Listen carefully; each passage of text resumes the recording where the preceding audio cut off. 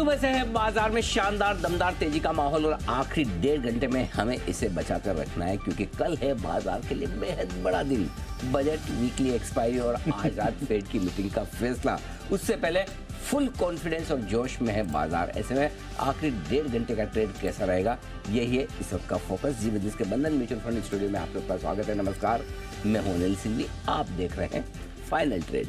और नमस्कार, मैं हूं दीपांशु भंडारी। तैयार हो जाइए, एक्शन के लिए भरपूर मूव्स आ रही हैं बाजार में। समझना है कि एक्चुअली इस बाजार में हो क्या रहा है। इतनी जो जबरदस्त तेजी आ रही है बड़े इवेंट से पहले, मिडवीक का पूरा फायदा उठा रहे हैं बाजार। Good afternoon sir. Very good afternoon. Yes, very good afternoon. Hint तो आपने दे ही दिया था शो की शुरुआत में, अगर तेजी है तो फिर आप तो सबसे पहले बाजार का एक्शन बताने आ ही जाते हैं। बिल्कुल। और आज तो अनएक्सपेक्टेड तेजी इतनी हुई है। मजबूत हुई होनी थी ये था, लेकिन इस तरह की मजबूती होगी इसका अनुमान शायद कम रहा होगा। बहुत बढ़िया एक्शन बनता हुआ दिख रहा है बाजार में। पहले बड़ी बातें समझ लीजिए। निफ्टी पौने 200 अंकों के उछाल के साथ 21,700 के करीब है। अभी 21,675, 71,600 पर सेंसेक्स पौने 500 अंकों पर। आज का स्टार परफॉर्मर है बैंक निफ्टी, जो 675 अंकों पर 46,000 के पार निकलकर टिकता हुआ। आज की तेजी की लीडरशिप बैंक निफ्टी से आती दिखी, लेकिन फार्मा और ऑटो ये दो इंडेक्स ऐसे हैं जो लाइफ टाइम हाई पर आप ट्रेड करते हुए दिख रहे हैं। Small cap index my all time favourite, I love them, बहुत रिकॉर्ड हाई पर फिर से एक बार आते हुए दिख रहे हैं। मिड कैप शेयरों में भी तेजी भरपूर, कम नहीं है दीप, ज्यादा नहीं, सिर्फ 1.5% की। किधर है मंदी, ये जरा बताइए। और बस एक आध दिन करेक्शन होता है, दूसरे दिन उससे ज्यादा मतलब एकदम जोश और गुस्से से भाग के आते हैं। किसने गिराया था हमें कल? तो आइए, बिल्कुल वैसा ही माहौल है। मिड कैप इंडेक्स 675 पॉइंट ऊपर है। स्मॉल कैप इंडेक्स 330 पॉइंट ऊपर है, 1.5%, 2% के आसपास। My God, 2% small cap index ऊपर है। किसको डर है बजट का, किसको डर है वीकली एक्सपायरी का, किसको डर है फेड की मीटिंग का? देखो, कॉन्फिडेंस लेवल गजब का है। ये आपके लिए इस वक्त बाजार की बड़ी बात है। यूरोप एकदम सपाट है और बाकी ठीक है। डाउ फ्यूचर्स सपाट है, यूरोप मिला जुला कर रहा है। डाउ फ्यूचर्स मजबूत हो गए थी, 65 पॉइंट अब ऊपर आ गया। Nice, very good. लगे रहो, डटे रहो। अनिल जी, यूजुअली मतलब बड़ा इवेंट होता है, उससे पहले बाजार थोड़े सतर्क हो जाते हैं। ये तो दो बड़े इवेंट्स हैं और पॉसिबली इस साल के one of the biggest events दोनों एक साथ आ रहे हैं एक दिन में। वीकली एक्सपायरी भी है, उससे पहले ऐसा एक्शन। बिल्कुल। और दीप, ये बाजार की ताकत, कॉन्फिडेंस, भरोसा और मजबूती दिखाता है, इसमें कोई डाउट ही नहीं है। क्योंकि आप देखिए, इस सीरीज की शुरुआत मजबूती होनी थी, ये पता था। और कल भी एक बार फर्स्ट हाफ में जो तेजी बनी थी वो भी एक्सपेक्टेड थी, लेकिन कल सेकंड हाफ की तेजी ने काफी लोगों का मूड खराब किया और काफी ऐसा भी लगा कि यार ये क्या, ये कौन सा मार्केट है कि यार, मतलब गुलाब जामुन खाते खाते मुंह में कंकर आ जाए, है ना, और वो भी बड़ा वाला। आप समझिए कि अंदर वो गुलाब जामुन के अंदर जो मतलब है ना, हमारे वो राजस्थान में बड़े वाले गुलाब जामुन काले वाले, उसके अंदर ना केसर, किशमिश और ये सारी 2-3-4 चीजें ड्राई फ्रूट अंदर डालते हैं, वो बड़े बड़े दिखते हैं। उसकी वजह अगर वो लगे कि आएगा इसमें कुछ ऐसा काजू किशमिश, मेरे मुंह में पानी आएगा गुलाब जामुन से। ओके, और आ जाए कंकर, तो वैसे मैं खाता नहीं मिठाई, मतलब अब कम करिए अपने। पानी तो आ ही सकता है, देखकर तो आया, मन तो आता ही है। बात करने में आ जाता थी, तो उसमें तो कंट्रोल नहीं है। तो ये वैसे ही वाला मामला था। लेकिन आज जो बढ़िया तेजी बनी है, और अब तक तो बाजार पूरी तरह से होल्ड करके बैठे हैं। हाँ, एक चीज जरूर है दीप, ट्रेडिंग रेंज के हाई रेंज पर। Yes sir. 21,725, 21,825 ऊपरी रेंज है जहाँ पर आप पहुंचे हैं। ये बिल्कुल क्लियर कट है। बैंक निफ्टी के लिए हम बात कर रहे थे 46,200 आखिरी बाधा है। आज का हाई देख लीजिए 46,175। आज की रेंज भी यही थी 45,975, 46,075 आज की ऊपर की रेंज है। 46,175 एग्जैक्टली 46,180 का हाई बना है। निफ्टी 21,725 से 825 ऊपर की रेंज है 21,739 का। तो बाजार लेवल को पूरा रेस्पेक्ट कर रहा है, इसमें कोई डाउट नहीं। 21,750 के ऊपर अगर आज बंद होगा तो क्लोजिंग बेसिस पे आपका स्टॉप लॉस ट्रिगर हो जाएगा। 46,200 के ऊपर बंद होगा तो क्लोजिंग बेसिस पे आपका स्टॉप लॉस ट्रिगर हो जाएगा। तब तक इंट्राडे में तो आपके ट्रिगर हो चुके हैं, क्लोजिंग बेसिस पे देखें। फिलहाल जिस तरह की स्क्रीन है, नो डाउट बाजार मजबूत है, लेकिन ऊपरी स्तरों पर बजाय फ्रेश खरीदारी करने के, फ्रेश खरीदारी क्लोजिंग में देखेंगे, अभी नहीं। अभी जो है पोजीशन उन्हें होल्ड करिए। और स्टॉक स्पेसिफिक एक्शन तेजी की तरफ है। इंडेक्स थोड़ा सा ऊपर आएगा तो कंजेशन जोन में आता दिखेगा, वहां पर आप प्रॉफिट बुकिंग करके वापस नीचे का इंतजार करें। ये स्ट्रेटजी रहेगी। Perfect sir. चलिए, नंबर्स आए हैं अनिल जी बैंक ऑफ बरोड़ा के, और on the face of it अच्छे लग रहे हैं नंबर्स, अच्छे या एटलीस्ट अनुमान मुताबिक लग रहे हैं, कोई भी ऐसा नेगेटिव शॉक इन नंबर्स में नहीं दिख रहा है। नेट इंटरेस्ट इनकम 11,101 करोड़ की आई है, हमारा अनुमान 11,044 करोड़ का था, करीब 2.5% की बढ़त है, अनुमान मुताबिक है, इनफैक्ट अनुमान से स्लाइटली बेटर ही है। मुनाफे का आंकड़ा बढ़िया आया अनिल जी, 4580 करोड़ का मुनाफा है, हमारा अनुमान 4200 करोड़ का था, तो मुनाफे ने क्लियरली 380 करोड़ अनुमान से ज्यादा आपका मुनाफा आते दिखा है। बट एसेट क्वालिटी में सुधार है सर, ग्रॉस एनपीएस में गिरावट देखिए, अनुमान से बेहतर है, 3.08% पर आपका ग्रॉस एनपीए आया, अनुमान 3.2% का था।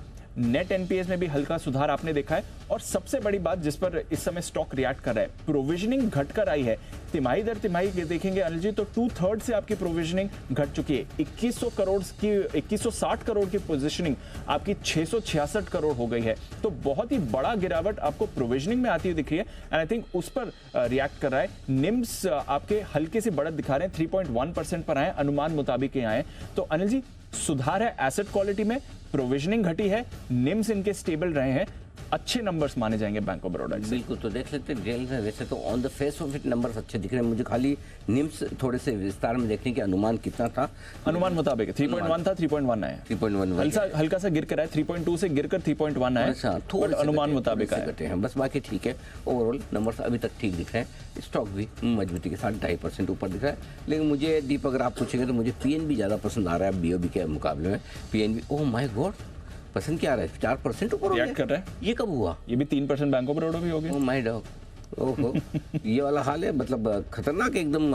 स्टॉक्स पीएसयू बैंक्स में स्टॉक्स में एक्शन भरपूर आता दिख रहा है दीप, ये पूरा का पूरा एक्शन आपके लिए बनता हुआ दिख रहा है। चलिए देखते हैं इसी एक्शन को बढ़ाएंगे आगे, और रिसर्च टीम हमारे साथ तैयार है, इवेंट्स बताने के लिए तैयार है। कुशल बताएंगे हमें एक ऐसी इवेंट जिसके बारे में हमें बिल्कुल भी पता नहीं, जो कल होने जा रही है, बताएं कुशल। सबसे बड़ी इवेंट जो हमें पता नहीं जी। बिल्कुल सर, पहले आज का मैं कर लेता हूँ, उसके कंटिन्यूटी में कल वाले भी बता दूंगा। ओके बताइए। तो आज के इवेंट से शुरुआत करते हैं। निफ्टी से अभी भी सन फार्मा के नंबर्स आने बाकी हैं, साथ ही एफएनओ स्पेस से Dabur, Godrej consumer, IDFC limited के तो नंबर्स आ चुके हैं। Jubilant FoodWorks, Shree cement, GSPL, Dixon tech, PVR और साथ ही जीएमआर एयरपोर्ट्स के नंबर्स पर भी नजर रखिए। चंबल फर्टिलाइजर्स, यहाँ पर इसका बायबैक आज बंद हो जाएगा, साथ ही आरबीआई की मॉनिटरी और क्रेडिट इन्फॉर्मेशन रिव्यू भी होता हुआ दिखेगा, और अधूरी केवाईसी वाले जो फास्ट टैग है आज के बाद यहाँ पर ये नहीं चलेंगे। ऑफ कोर्स फेड की पॉलिसी इस पर सबकी नज़र रहने वाली है, क्या फैसला आता है फेड की तरफ से ये देखना होगा आज, और कल ऑफ कोर्स सबको ही इंतज़ार है अंतरिम बजट का, तो वहाँ पर क्या ऐलान करती है वित्त मंत्री जी, और उसके बाद किस तरह की डिकोडिंग होती है, हम कैसे एनालाइज करते हैं, वो सब आपको कल हमारे चैनल पर दिखेगा। नंबर्स के लिहाज से निफ्टी से Titan, Adani ports, Adani enterprises के भी नंबर्स आएंगे। एफएनओ स्पेस से AB capital, Bata, Mphasis, Abbott, city union bank, India cements, Indian hotels और डॉक्टर लाल पाथ लैब्स के भी नंबर आएंगे। जनवरी महीने के ऑटो बिक्री आंकड़ों पर भी नजर रखिए, यहाँ पर जो किस तरह से नंबर्स आते हैं ओईएम्स के, वो आपको देखना है। टाटा मोटर्स पैसेंजर व्हीकल्स की कीमतों की औसतन करीबन 0.7% की बढ़त भी ये करते हुए दिखेंगे। साथ ही गोकुलदास एक्सपोर्ट्स, यहाँ पर नतीजों के साथ साथ फंड जुटाने पर भी विचार होगा। ऑर्बिट एक्सपोर्ट्स है, यहाँ पर नतीजों के साथ बायबैक पर भी कंपनी विचार करेगी। आईपीओ के लिहाज से ऑफकोर्स बीएलएस ई सर्विसेज का आईपीओ बंद हो जाएगा, और एक्स डिविडेंड ट्रेड करेंगे सीएससी और हैवेल्स के काउंटर्स। आईबी हाउसिंग, इसके राइट्स इश्यू की भी कल के दिन की ही एक्स डेट है। ग्लोबल इवेंट के लिहाज से बैंक ऑफ इंग्लैंड की भी पॉलिसी आएगी, और यूरोप के पर्सपेक्टिव से जो उनका जनवरी महीने का सीपीआई डेटा की प्रिलिमिनरी रिलीज है उस पर भी नजर रखना है, और ओपेक प्लस की बैठक भी कल के दिन में ही होती हुई दिखेगी। और अंत में शुक्रवार 2 फेब निफ्टी से टाटा मोटर्स और यूपीएल के नंबर्स आएंगे, और एफएनओ स्पेस से अगेन 4 कंपनियां हैं, LIC housing, Torrent pharma, InterGlobe aviation और मेट्रोपोलिस। गुजरात अंबुजा एक्सपोर्ट्स पर भी नजर रखिए, नतीजों के साथ साथ बोनस शेयर पर बोर्ड बैठक होने वाली है। यथार्थ हॉस्पिटल्स, यहाँ पर pre IPO investor lock in इसका खत्म हो जाएगा।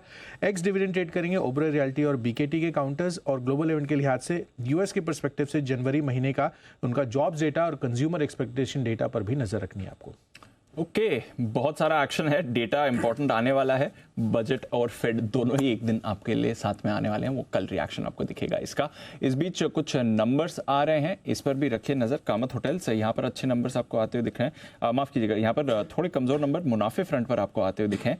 कामकाजी मुनाफे में जरूर आपने थोड़े बड़े देखिए। कार्बोरेंडम के नंबर्स आते हुए दिखे हैं, वहां पर ज्यादा फोकस करिए क्योंकि यहाँ पर रिएक्शन आपको स्ट्रॉन्ग आते हुए दिख रहा है। रेवेन्यू गिरा है बट कामकाजी मुनाफा बढ़कर आया है, मार्जिन में आपने एक्सपेंशन देखा है, मुनाफा भी आपका बढ़कर आया है। तो कार्बोरेंडम इस पर रखिए नजर। कामत होटल्स वहां पर भी नंबर्स आ रहे हैं, इस पर भी आपको रखनी है नजर। आइए बात करते हैं अरमान के साथ कुछ और नतीजे जो आ चुके हैं अब तक। अरमान, गुड आफ्टरनून, बताइए। जी गुड आफ्टरनून। नतीजे और आईपीओ अपडेट में सबसे पहले BLS ई सर्विसेज जिनका डे 2 चल रहा है, ओवरऑल सब्सक्रिप्शन लगभग 29 टाइम्स होता हुआ दिखा है, रिटेल का 93 टाइम्स। QIB की बात करें 2 गुना और NII लगभग 56 टाइम्स बढ़ता हुआ दिखा है। नतीजों में मारुति सुजुकी के नतीजे आते हुए दिखे हैं और अनुमान से बेहतर नतीजे आते हुए दिखे हैं। आय लगभग 15% बढ़कर है, मार्जिन 9.8% से इंप्रूव होकर 11.7% पर आते हुए दिखे हैं। हालांकि अनुमान जो था वो 11.4% का था और मुनाफा देखें लगभग 30% बढ़ के 3,130 करोड़ पर आता हुआ दिखा है, जो कि अनुमान अगर आप बात करें तो 2,950 करोड़ का था। अंबुजा सीमेंट, यहाँ पर अगर आप नतीजे देखेंगे तो ऑपरेशनली आपको अनुमान से थोड़े कमजोर आते हुए दिख रहे हैं, क्योंकि कामकाजी मुनाफे की बात करें जो अनुमान था वो 910 करोड़ का था, हालांकि जो आया है वो 852 करोड़ के आसपास आता हुआ दिखा है। मार्जिन 21.6% के थे और मार्जिन जो है वो आए हैं 9% की वजह से। हालांकि अगर आप कंपनी की प्रेस रिलीज देखें तो उन्होंने कहा है कि एक प्लांट मेंटेनेंस हुआ है, उसके चलते इसका फर्क पड़ता हुआ दिखा है, पर क्योंकि ये प्लांट था तो सारे एस्टीमेट्स उसके मुताबिक थे और वॉल्यूम्स लगातार एस्टीमेट के हिसाब से आते हुए दिखे हैं, इसी के चलते आपको मार्जिन में ऑपरेशनली थोड़े कमजोर दिख रहे हैं। ज्योति लैब्स, यहाँ पर अगर आप बात करें मुनाफा 36% बढ़कर आता हुआ दिखा है, आय में 11% की बढ़ोतरी है, कामकाजी मुनाफा 42% के आसपास बढ़कर आता हुआ दिखा है। Procter and Gamble hygiene and health care, मुनाफा 11% बढ़ा है, आय लगभग फ्लैट रही है और मार्जिन की बात करें तो वो 25.5% से बढ़कर 27.3% पर आते हुए दिखे हैं। मैक्स हेल्थ के यहाँ पर आय 17% बढ़ी है, मार्जिन 27.5% से इंप्रूव होकर 28.9% पर आते हुए दिखे हैं। राणा इंजन, ये घाटे मुनाफे में आई है कंपनी, जो इनको 1.8 करोड़ के आसपास का घाटा था, उसके मुकाबले 3.5 करोड़ के आसपास का मुनाफा आता हुआ दिखा है। आय भी 124 करोड़ से बढ़कर 136 करोड़ पर आती हुई दिखी है। पॉलीमेडिकेयर, मुनाफा 50 करोड़ से बढ़कर 65 करोड़ और आय भी देखें तो 285 करोड़ से बढ़कर 340 करोड़ पर आती हुई दिखी है।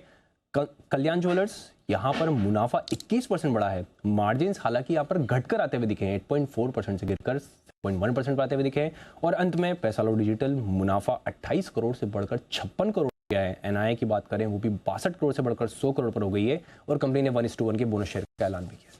ओके, ये है आपके लिए कुछ और नंबर्स और सबसे बड़ा नंबर जो इस समय आ रहा है वो है सन फार्मा का। On the face of it अनुमान से थोड़े बेहतर नंबर्स आपको आते हुए दिख रहे हैं। आय 12,000 करोड़ का था, तो करीब 80 करोड़ से आय ने अनुमान को बीट करा है। मुनाफे का आंकड़ा ये भी अच्छा आया है, 2520 करोड़ का मुनाफा आया है, हमारा अनुमान 2400 करोड़ का था, तो करीब 125 करोड़ से मुनाफा भी आपके लिए अनुमान बेहतर आया है। तो स्लाइटली बेटर रेवेन्यू आया है और मच बेटर आपका प्रॉफिट आते हुए दिख रहा है। दोनों फ्रंट पर सन फार्मा के numbers on the face of it first cut अच्छे ही दिख रहे हैं। अब देखना पड़ेगा ऑपरेशनल परफॉर्मेंस कैसी रहती है। फार्मा का वैसे अच्छा समय चल रहा है, इस समय आप मार्जिन भी अगर आप देखें स्टेबल मार्जिन रहने का अनुमान है, 26.5% के मार्जिन हम एक्सपेक्ट कर रहे हैं, फ्लैट रहने चाहिए।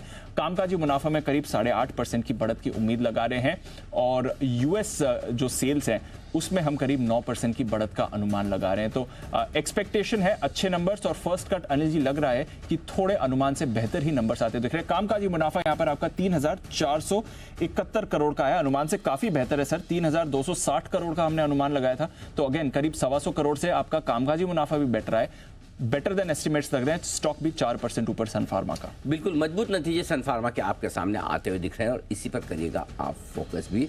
थोड़ी देर में हम आपको बताएंगे भी कि इन के बाद किस तरह का एक्शन लिया जाए, लेकिन numbers on the face of it अच्छे आ रहे हैं। थोड़े ऑपरेटिंग लेवल के नंबर्स अगर आपके सामने आ जाए तो फिर बात को हम आगे बढ़ाएं, लेकिन बात तो हम वैसे भी आगे बढ़ाएंगे और बढ़ते आगे। और फिलहाल वक्त है हमारे सभी एक्सपर्ट से मुलाकात करने का। जुड़ चुके हैं आशु सर, सचिन जी, धर्मेश कांत साहब और सुमित जी। सुमित जी, आपको देख के ऐसा क्यों लग रहा है कि आपका आज हाफ डे का मूड है? है? नहीं अनिल जी, ऐसा कुछ भी नहीं है, फुल डे ही करके जाऊंगा। अच्छा, ओके। एक्स्ट्रा तो नहीं करना चाहते काम? क्योंकि गेस्ट आज 4 हैं, अभी थोड़े और जुड़ने की तैयारी में। आज बाकी लोग काफी ट्रेवल ऑयल के मूड में आ गए हैं, तो अगर आपको समझो 7-8 बजे तक शाम तक करना हो तो 7-8 बजे तक अनिल जी ओवर टाइम हो जाएगा ना, फुल डे नहीं हुआ। डरे ना इससे पहले कि सुमित जी बोले कि मेरे सर में दर्द या पेट में दर्द है, जिसका आप पता नहीं लगा सकते किसी। अब तो कोई मशीन बनी नहीं है, पता है क्या आपको, क्या किसी जो पेट दर्द और सर दर्द का पता लगा सके। इसीलिए बचपन में जो स्कूल नहीं जाना होता था तो यही दो बीमारी का बहाना हो कि इसमें देख के कोई नहीं बता सकता आपका सर दर्द मशीन बनी नहीं है, पेट दर्द की मशीन बनी नहीं है। बड़े होकर भी यही बहाना है। हाँ तो यही आते हैं। सुमित जी जानते हैं इस बात को अच्छी तरीके से। सुमित जी तो आजकल तो बहाना अलग हो गया ना, वो ट्रैफिक वाला वो ऑफिशियल वाला, वो ऑफिशियल वाला। वाला। ओके, आइए, बहुत बहुत स्वागत है आप सभी का। आइए, नितिन जी हमारे साथ कार्यक्रम में होंगे शामिल, उनकी लेंगे हम जल्दी से एक पिक भी उनकी तरफ से आने की तैयारी में है। अब सुमित जी के लिए बिल्कुल सुमित का सुपर हिट।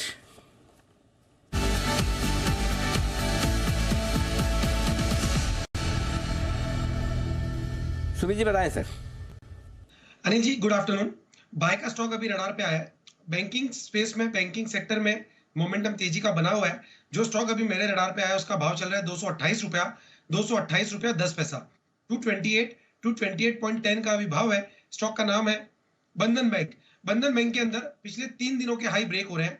बंधन बैंक एक गिरावट के बाद बाउंस बैक के संकेत दिखा रहा है। बंधन बैंक में यहाँ से ऊपर का मूव देखने को मिलना चाहिए, पर एक अच्छा बाउंस और पुल बैक यहाँ लोअर लेवल से देखने को मिलना चाहिए। स्टॉक का जो नीचे में चार्ट्स के ऊपर सपोर्ट दिखाई दे रहा है 222 रुपए, 223 रुपए के पास है, तो 222 का नीचे में स्टॉप लॉस बनेगा। ऊपर में जो टारगेट देखने को मिल सकता है, पहला टारगेट 235 रुपए का, दूसरा टारगेट 240 रुपए का। ये बाउंस बैक के टारगेट है। टारगेट अचीव होने पे रैली एक्सटेंड होगी। फिलहाल बाउंस बैक और पुल बैक के लिए खरीदारी करें 235, 240 के टारगेट्स के लिए। 235 और 240 के टारगेट के लिए बंधन बैंक पर करें खरीदारी। बैंक्स जबरदस्त रिवाइवल के मूड में इस समय दिख रहे हैं। आइए जरा जाने बाजार समय आप क्या स्ट्रैटेजी बना सकते हैं। हमारे साथ जुड़ रहे हैं निफ्टी के निशानेबाज नितिन मुरारका।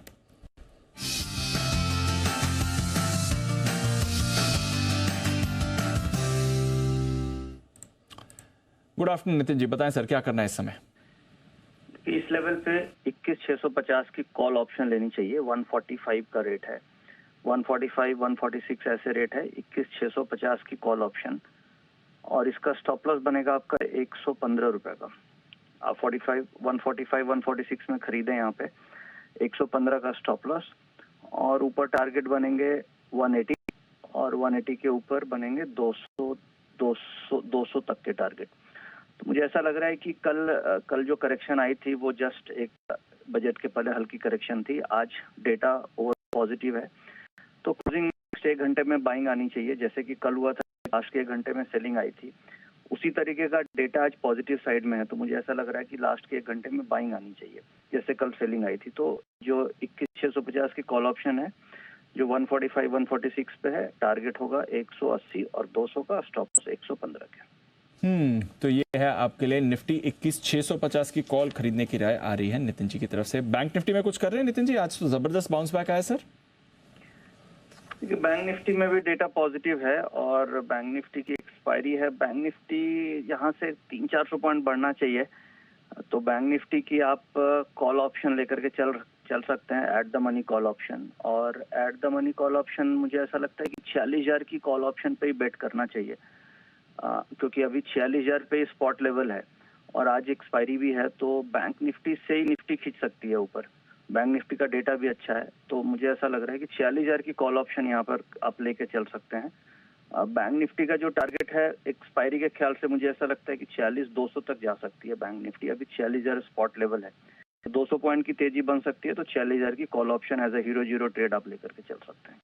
तो ये है आपके लिए राय। इस वक्त निफ्टी और बैंक निफ्टी दोनों पर आप कर सकते हैं खरीदारी, और 46,000 का eight the money call option खरीदें बैंक निफ्टी पर, 21,650 का कॉल ऑप्शन खरीदें निफ्टी पर। ये है राय आपके लिए नितिन जी के। इस बीच PVR फुल फ्रेम में ले आइए। ये नंबर्स फुल फ्रेम के लायक है नंबर्स। जरा एक बार मैं देख लूँ किस तरह के नंबर्स आते दिख रहे हैं। मेरे हिसाब से नंबर्स दिख रहे हैं बेहद कमजोर। बहुत खराब सर। कमजोर नहीं, बेहद कमजोर, बहुत ही खराब नंबर नजर।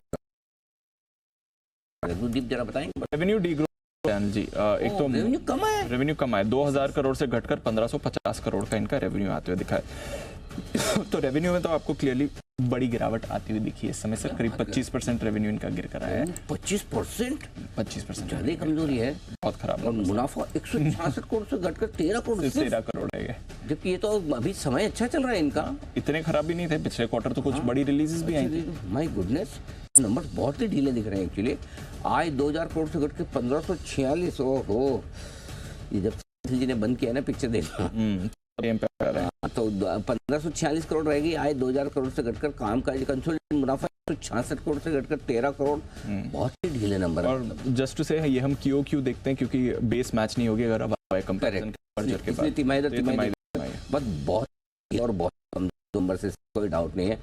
पीवीआर के नंबर्स इतने कमजोर एक्सपेक्टेड नहीं, काफी कमजोर नंबर्स आपकी स्क्रीन पर आते दिखे तो गजब के कमजोर नंबर। सुमित जी चार्ट्स पर जरा नजर डालिए, मैं आपके पास आ रहा हूँ। पीवीआर आइनॉक्स 1.5% नीचे, नंबर्स बहुत ही वीक नजर आ रहे हैं हमें तो पहली नजर पे ऐसा लग रहा है कि, और उसके ऊपर स्टॉक भी भागा हुआ स्टॉक है, तो मजबूत शेयर के बहुत कमजोर नंबर से। जरा चार्ट देखिए अनिल जी, चार्ट्स भी कमजोर है, चार्ट्स में भी गिरावट है। इनफैक्ट लास्ट एक महीने से स्टॉक ऊपरी लेवल से दबाव दिखा रहा है और इसका एक्चुअल फॉल 1800 से स्टार्ट हुआ था जो भी 1430 के आसपास तो आ चुका है। आज का क्लोजिंग स्टॉक के अंदर अगर नीचे में 1430 के नीचे देखने को मिलता है तो ये और वीकनेस के संकेत होंगे। 1430 के नीचे स्टॉक में 1400 तक का मूव 1-2 दिनों में ही देखने को मिल सकता है, तो स्टॉक भी वीक है। जब तक इसके अंदर ऊपर में 1475 के लेवल कन्विंसिंगली नहीं टूटते तब तक इसमें बाय नहीं करना चाहिए। 1430 के नीचे 30 से 50 रुपए का फॉल और देखने को मिलेगा। ओके, 30 से 50 1430 के नीचे, मतलब 1430 आखिरी उम्मीद है इसकी, मतलब सांस की 1440 तो आ चुका है, 1430 के नीचे गया तो फिर और कमजोर होता हुआ दिखेगा। अदरवाइज वहां पर हल्का फुल्का सा और फ्यूचर्स के लेवल बता रहे हैं। 1430 कैश है फ्यूचर्स सुमित जी?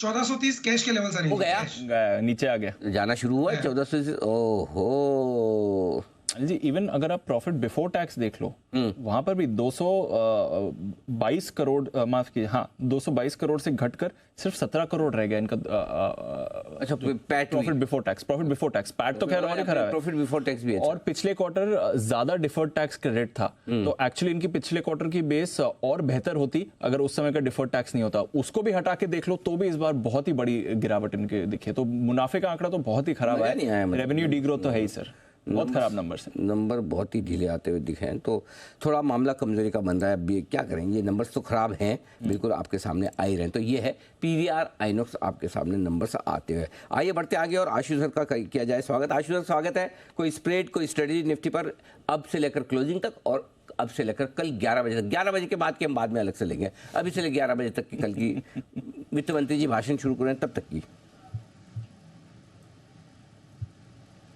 अनिल जी कल 11 बजे की तो कल 10 बजे देंगे। और जो अनिल जी आज की बनाई हुई थी हमने एक 21,500 900 का स्प्रेड बनाया हुआ था, वो आज Anil ji during the day book करवा दिया है और अभी भी प्रॉफिट में अनिल जी बुक कर सकते हैं, क्योंकि बजट पे आईवीज एकदम टूट सकती हैं और उसके बाद जो प्रीमियम्स हैं वो भी श्रिंक कर जाएंगे। तो मुझे लगता है कि अनिल जी स्प्रेड में एक बार बुक कर लेना चाहिए। Having said that Anil ji अब आते हैं स्टॉक्स पे अनिल जी जो अपनी 7, 8, 10 की लिस्ट है उसमें रहना चाहिए। और अनिल जी एक चीज मैं बताना बिल्कुल मतलब जरूरी समझूंगा, कल भी अनिल जो स्प्रेड बनाया था, कल 300 परसों 385 पॉइंट ऊपर, कल 225 पॉइंट नीचे। अनिल जी पूरी उथल पुथल के अंदर स्प्रेड बिल्कुल स्क्रैच फ्री था अनिल जी। मतलब होता है ना कि एक बहुत ही भयानक सा एक्सीडेंट हो जाए और आपको खरोंच तक ना आए, तो Anil ji beauty of spread देखो, 21,500 900 में 110 रुपए हैवी कॉस्ट दी थी क्योंकि बजट के प्रीमियम्स थे। अनिल जी 350 ऊपर, 250 नीचे, पूरी उथल पुथल, आज फिर 200 ऊपर। अनिल जी पूरे उसमें स्क्रैच फ्री रहा और हमेशा प्रॉफिटेबल रहा, तो ये है एक ब्यूटी ऑफ स्प्रेड। दूसरा अनिल जी, उस दिन हमने मतलब सिद्धार्थ सिदानी को थोड़ा झंझोड़ा था, तो अनिल जी मुझे लगता है उसका इफेक्ट हो रहा है। मैं एसबीआई से बिल्कुल कंटिन्यू रखूंगा और अनिल जी इसके रिजल्ट आने, अभी आपने बैंक ऑफ बड़ौदा के रिजल्ट देखे, मेरा फंड बिल्कुल रिजल्ट पे है। और Anil ji it is only, मतलब मुझे भी लगता है it is only matter of time कि जब ये 650 क्रॉस करेगा तो एसबीआई भी 600-660 का स्प्रेड है, बहुत बढ़िया स्प्रेड बना हुआ है। प्रॉफिट में बने रहे क्योंकि मुझे एक अच्छी अपमूव लगती है। बजट के बाद तो नॉर्मल वे ऑफ लाइफ हो जाएगा और इसके रिजल्ट आने हैं। और बाकी Anil G metal, cement, power, metal में अनिल जी नैल्को में हर भाव पे बोल रहा हूँ डिलीवरी लेके रखें, हर भाव पे डिलीवरी लेके 130 पे, 35 पे, 40 पे, 45 पे, आज 150 हो गया है। डिलीवरी बिल्कुल होनी चाहिए। मुझे पता है कि बड़ा लॉट साइज है, लोग फास्ट इन एंड आउट करते हैं, कहीं फंस ना जाएं। और अनिल जी सबसे बड़ी चीज होती है कल जैसी गिरावट, ऐसी गिरावट हमारे को अनिल जी फ्रीक्वेंटली देखने को मिलेंगी। और अनिल जी एक और बड़ा एक थ्रेट भी है, वो जो नेहा ने परसों एक स्टोरी कवर की थी, जो जियोपॉलिटिकल टेंशन चल रही है, अनिल जी वो बैक ऑफ द माइंड बिल्कुल रखना चाहिए। उसके लिए मैं कल एक पुट स्ट्रैटेजी भी दूंगा, मंथली पुट स्ट्रैटेजी दूंगा, जो हमने पिछले मंथ में भी दी थी और बहुत सक्सेसफुल रही थी। इस मंथ भी मैं आपको बोल रहा हूँ कि मतलब व्यूअर्स को भी कि कल सुबह मैं मंथली पुट स्ट्रैटेजी भी दूंगा। एक बार बजट निकल जाए, क्योंकि वो भी अनिल जी स्ट्रैटेजी हाथ में रहनी चाहिए, एक इंश्योरेंस जरूर हाथ में रहनी चाहिए। You can not just totally ignore geopolitical tension, क्योंकि रोज कहते हैं कि कुछ नहीं हुआ कुछ नहीं हुआ। अनिल जी जिस दिन होगा वो आपको मेरे को बता के नहीं होगा, वो रात को हो जाएगा, ऐसी कोई ना कोई चीज होती रहेगी। तो अनिल जी बहुत ज्यादा मूविंग पार्ट्स हैं। बाकी वही metal cement power Anil ji, Hindalco, SAIL, Hind copper, Nalco सबसे important, Anil ji India cement, Indus tower, ONGC, GAIL, यही अनिल जी, और Zomato not to miss Anil ji, हर भाव नया पड़ाव बनाता जा रहा है, वो भी कंसोलिडेट हर 130 पे, फिर 135 पे, 140 पे। अनिल जी रिजल्ट आने, मतलब रिजल्ट भी बहुत बढ़िया रहेंगे, स्टॉक्स के साथ बने रहे और इंडेक्स से अनिल जी डर के रहे। मैं फिर बोल रहा हूँ कि पहली सिनेरियो ऐसा हो रहा है अनिल जी, स्टॉक दिखा के इंडेक्स की डिस्ट्रीब्यूशन होती है। हाँ, तो पहली बार में मतलब आशु जी के बजाय इंडेक्स से डर लग रहा है। और अच्छा एक चीज आशु जी वापस से बता दो, कल क्या क्या 10 बजे क्या क्या, मतलब अभी जितनी चीजें आपने दी उससे ज्यादा आपने कल सुबह 10 बजे के लिए बता दी, तो 10 बजे कल क्या क्या देने वाले हो फिर से बता दो एक बार। अनिल जी कल अनिल जी एक तो बजट की स्प्रेड स्ट्रेटजी जरूर आएगी निफ्टी की, उसके बाद अनिल जी मंथली जो इंश्योरेंस लेके रखनी है, जो मैंने बोला जियोपॉलिटिकल टेंशन, वो मंथली स्प्रेड भी मैं दूंगा, और स्टॉक का तो अनिल जी दूंगा ही दूंगा बिल्कुल। ये है ना, मतलब क्या बात है, बजट की तैयारी जोरों में आशु सर की, एकदम क्या बात है, गजब, बहुत बढ़िया। तो कल सुबह आपको बजट की भी पूरी की पूरी एक्शन मिलेगी। आइए इस एक्शन को और आगे बढ़ाते हैं। नतीजे आते दिख रहे हैं, 2 नतीजे आए कैश स्टॉक्स में, एक वेल्सपन के और एक आपके हेडलबर्ग में आए। तो जो भी पहले आ जाए मेरे सामने रख दो, मेरे को दोनों ही पढ़ने। वेल्सपन लिविंग ये आपके सामने आते हुए दिख रहे हैं, जरा ये नतीजे में आपके बहुत ही बढ़िया नंबर है सर, शानदार, जानदार, तोड़फोड़, जबरदस्त। और कौन कौन से शब्द आते हैं आपको? हाँ। आप इंग्लिश वाले? दमदार। हाँ, अच्छा दमदार तो मुझे बोलना था। ओके, वेल्सपन ये कैपेक्स हटा दो, कैपेक्स तो ठीक है, 1.25 100 करोड़ के आसपास का आता है। पहले अच्छा तो पहले 8% नहीं, पहले वेल्सपन लिविंग ही लूंगा मैं अब, क्योंकि 8% स्टॉक ऊपर बड़े नंबर दिख रहे। पहले माय गुडनेस, मुनाफा 5.5 करोड़ से 31 करोड़, बहुत बढ़िया, 31 करोड़, वाह। दीप ऑटोमेटेड पिलो प्लांट बन रहा है इनका, हाँ ऑटोमेटेड बनाए जाएंगे। 42 करोड़ से मुनाफा बढ़कर 177 करोड़ आता दिखा है कंसोलिडेटेड बेसिस पे, वाओ, 4 गुना मुनाफा बढ़ता हुआ दिखा है। ये है ना नंबर, इसको बोलते हैं, क्या बात है, गजब। और एक चीज बताऊं दीप, ये टेक्सटाइल स्पेस में one of the cheapest stock है, मतलब इतना सस्ता शेयर है टेक्सटाइल स्पेस में, और नंबर्स बिल्कुल तगड़े आते दिख रहे हैं। आय देखिए 1870 करोड़ से 2410 करोड़, गजब का जंप आय में, गजब का जंप मुनाफे में, ऑपरेशनल परफॉर्मेंस शानदार, दमदार। वेल्सपन लिविंग ये है वो स्टॉक जिसके तगड़े रिजल्ट्स आपकी स्क्रीन पर फ्लैश होते हुए दिख रहे हैं, बहुत ही शानदार। उसके अलावा 1.2 करोड़ डॉलर का उन्होंने एक एक्सपेंशन प्लान कैपेक्स के लिए भी अनाउंस किया। तो तगड़े नतीजे हैं वेल्सपन लिविंग। 170 का है, तो ये तो काम मेरे ख्याल से अपने सुमित जी कर लेंगे। सुमित जी जरा चार्ट देखिए वेल्सपन लिविंग के, अगर आपके तैयार है तो बताएं सर। बिल्कुल तैयार है अनिल जी, रिजल्ट आते हैं मैं चार्ट देखना स्टार्ट कर दिया था, और स्टॉक के अंदर एक क्लासिक ब्रेकआउट है और क्लास मूव देखने को मिल रहा है। लास्ट 5 मिनट में 7-8 रुपए का मूव देखने को मिला है। 170 इसका इमीडिएट हडल है, 170 170 के ऊपर जैसे ही सस्टेन करता है और क्लोजिंग मिलती है, तो आने वाले 70 के ऊपर जैसे ही सस्टेन करता है और क्लोजिंग मिलती है, तो आने वाले दिनों में 180 रुपए से लेके 200 रुपए तक के लेवल वेल्सपन लिविंग में देखने को मिल सकता है। ट्रेलिंग स्टॉप लॉस लगा के पोजीशंस होल्ड करें, कोई भी छोटा मोटा डिप आता है तो खरीदारी करें। 200 रुपए के लिए स्टॉक तैयार हो रहा है।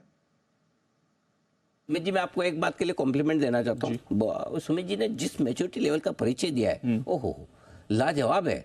उन्हें पता है कि आज कुणाल जी शो में नहीं है, ट्रैवल कर रहे हैं, और रिजल्ट आएंगे तो लेवल्स तो निकालने पड़ेंगे, तो एकदम जो कॉन्फिडेंस, मैं तैयार हूँ, तैयार हूँ। हाँ, पहली चार्ट देख कर। हाँ, सुमित जी अब आप है ना, कभी भी अगर हमें कुणाल जी का तख्ता पलट करने की जरूरत पड़ी, इस पद से हटा के आपको बिठाना है, तो we are getting ready for that. Sumit ji कर देंगे, सुमित संभाल लेगा। सही है, सही डायरेक्शन जा रहे हैं। अनिल जी देखिए, मतलब आप ये तो किसी और कुछ से भी पूछ सकते हैं, लेकिन अनिल जी और किसी का तख्ता पलट बोलते हैं ना, तो मैं आपकी थोड़ी हेल्प कर देता, सपोर्ट कर देता, पर अनिल जी कुणाल जी का नहीं। ओके, तो थोड़ी सी मेहनत और करनी है सुमित जी। मैं तो आपके फेवर में आ गया हूँ, आशु जी का आना बाकी है। जब तक वो ना आए तब तक काम कंप्लीट होगा जी। सुमित जी, अनिल जी मैं उनके लिए सेल कॉल दूंगा ना। नहीं अनिल जी, जी आशु सर, नहीं अनिल जी मैं सुमित के फेवर में तो हूं, मैंने ये नहीं कहा कि मैं उसके फेवर में नहीं हूं, लेकिन कुणाल जी का तख्ता नहीं पलटना। बाकी अनिल जी आप किसी पे उंगली रखिए, मैं साथ हूं। वाह, चलो बढ़िया, बहुत बढ़िया। आइए एक भी कुछ सचिन जी के लिए BTS डबल टी वाला।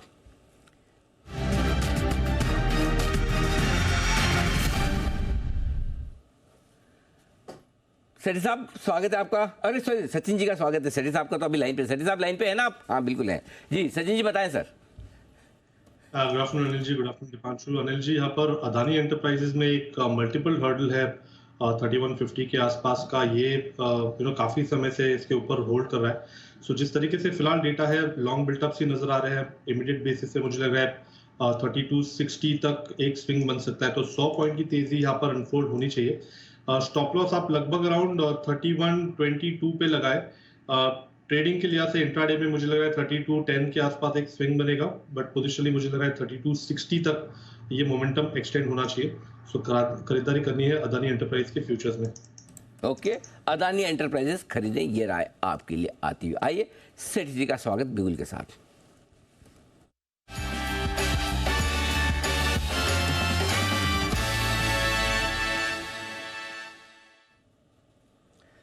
बताएं सर, आज का पहला stock. Good afternoon Anil ji, good afternoon Deepanshu. Anil ji, आज का जो मेरा पहला स्टॉक है जिसमें खरीदारी करनी है, स्टॉक का नाम है तेजस नेटवर्क्स, जो अभी 757 के लेवल्स पे ट्रेड कर रहा है। पहले इसके शॉर्ट टर्म टारगेट है 815 रुपए के, स्टॉप लॉस रखना है 745 का। ये एक टाटा ग्रुप की कंपनी है जो कि वायरलाइन और वायरलेस नेटवर्किंग प्रोडक्ट्स जैसे राउटर्स है, स्विचेस है, ये सब बनाती है। हाल ही में इसके दिसंबर तिमाही के नतीजे आए थे, नतीजे थोड़े सबड्यूड थे, फिर स्टॉक में हमने एक ऊपरी लेवल से करेक्शन देखा, बट यहाँ पे अब स्टेबलाइज होके ये बिल्कुल मुझे लगता है बिल्कुल तेजी के लिए तैयार है। इस कंपनी को एक तो टीसीएस के साथ एक कंसोर्शियम को, मतलब जिसपे ये और टीसीएस पार्टनर है, इनको 15,000 करोड़ का एक ऑर्डर मिला हुआ है बीएसएनएल से उनके pan India 4G 5G roll out के लिए, और ये कंपनी अब टेलीकॉम पीएलआई स्कीम के लिए भी एलिजिबल है। बाकी ये स्टॉक इसलिए भी पसंद आ रहा है, इन्होंने एक कंपनी संख्या लैब नाम की कंपनी को एक्वायर किया था कुछ क्वार्टर्स पहले। वो कंपनी सेमीकंडक्टर प्रोडक्ट्स बनाती है टेलीकॉम सेगमेंट के लिए, जो कि जैसे जैसे भारत में 5G की रोल आउट हो रहे हैं, एक बहुत बड़ी अपॉर्चुनिटी होगी इस कंपनी के लिए।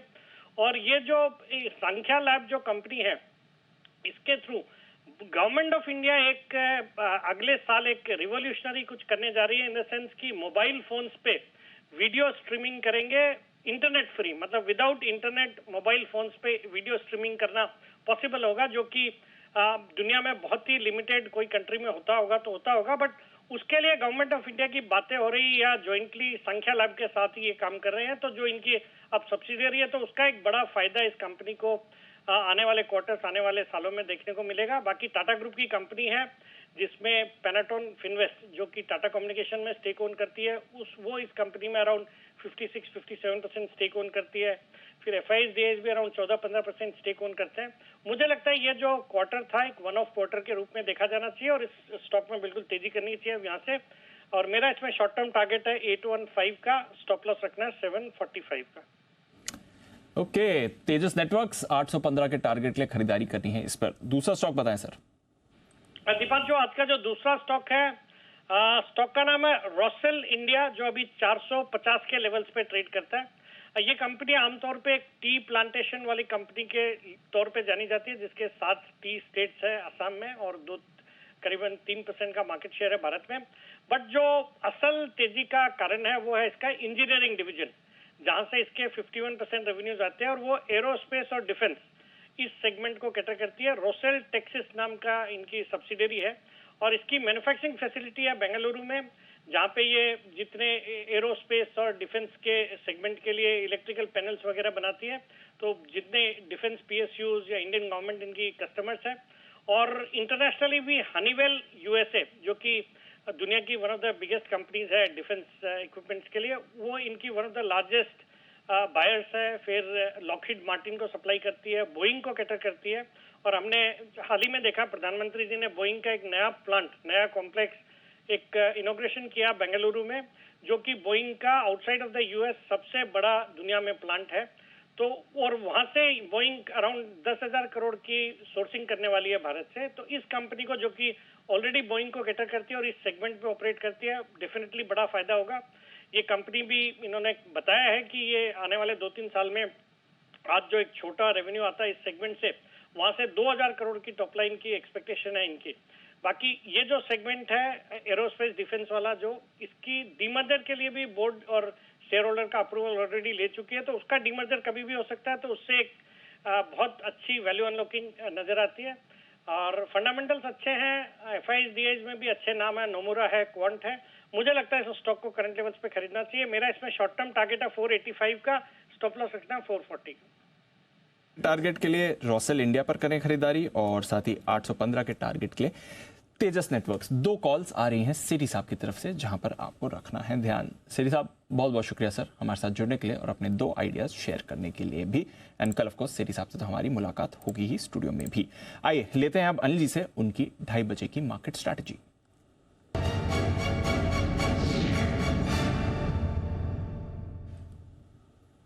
हम तो अच्छे ट्रेड कर ही रहे हैं सर। अमेरिकी फ्यूचर्स की बात करें तो डाउ पर कोई प्रॉब्लम नहीं है। पिछले 4 दिन से डाउ पर वैसे भी रिकॉर्ड बन रहा है।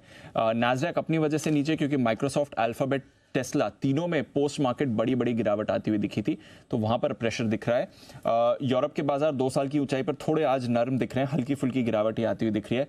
एशिया भी ठीक ठाक कारोबार था। क्या करना है सर इस समय? ध्यान तो तेजी का ही है, देखिए उसमें कोई डाउट नहीं है और अच्छा माहौल भी है। 21,700 के आसपास फिर से एक बार पहले मेरे को लगता है डाबर के रिजल्ट देख लीजिए, उसके बाद में स्ट्रेटेजी एक ही नंबर है। अच्छा एक ही आया तो फिर ठीक है। एक तो आया आपके सामने 514 का मुनाफा, बाकी आ जाने दिए। 3255 करोड़ का आय का आंकड़ा आता हुआ दिख रहा है। आय 3255 करोड़ और मुनाफा 500 करोड़ के आसपास, 514 करोड़ का। तो उम्मीद के मुताबिक अभी तक दिख रहा है बिल्कुल एज पर एस्टिमेट। 3265 करोड़ के आय का अनुमान था तो 3255 बिल्कुल अनुमान मुताबिक है।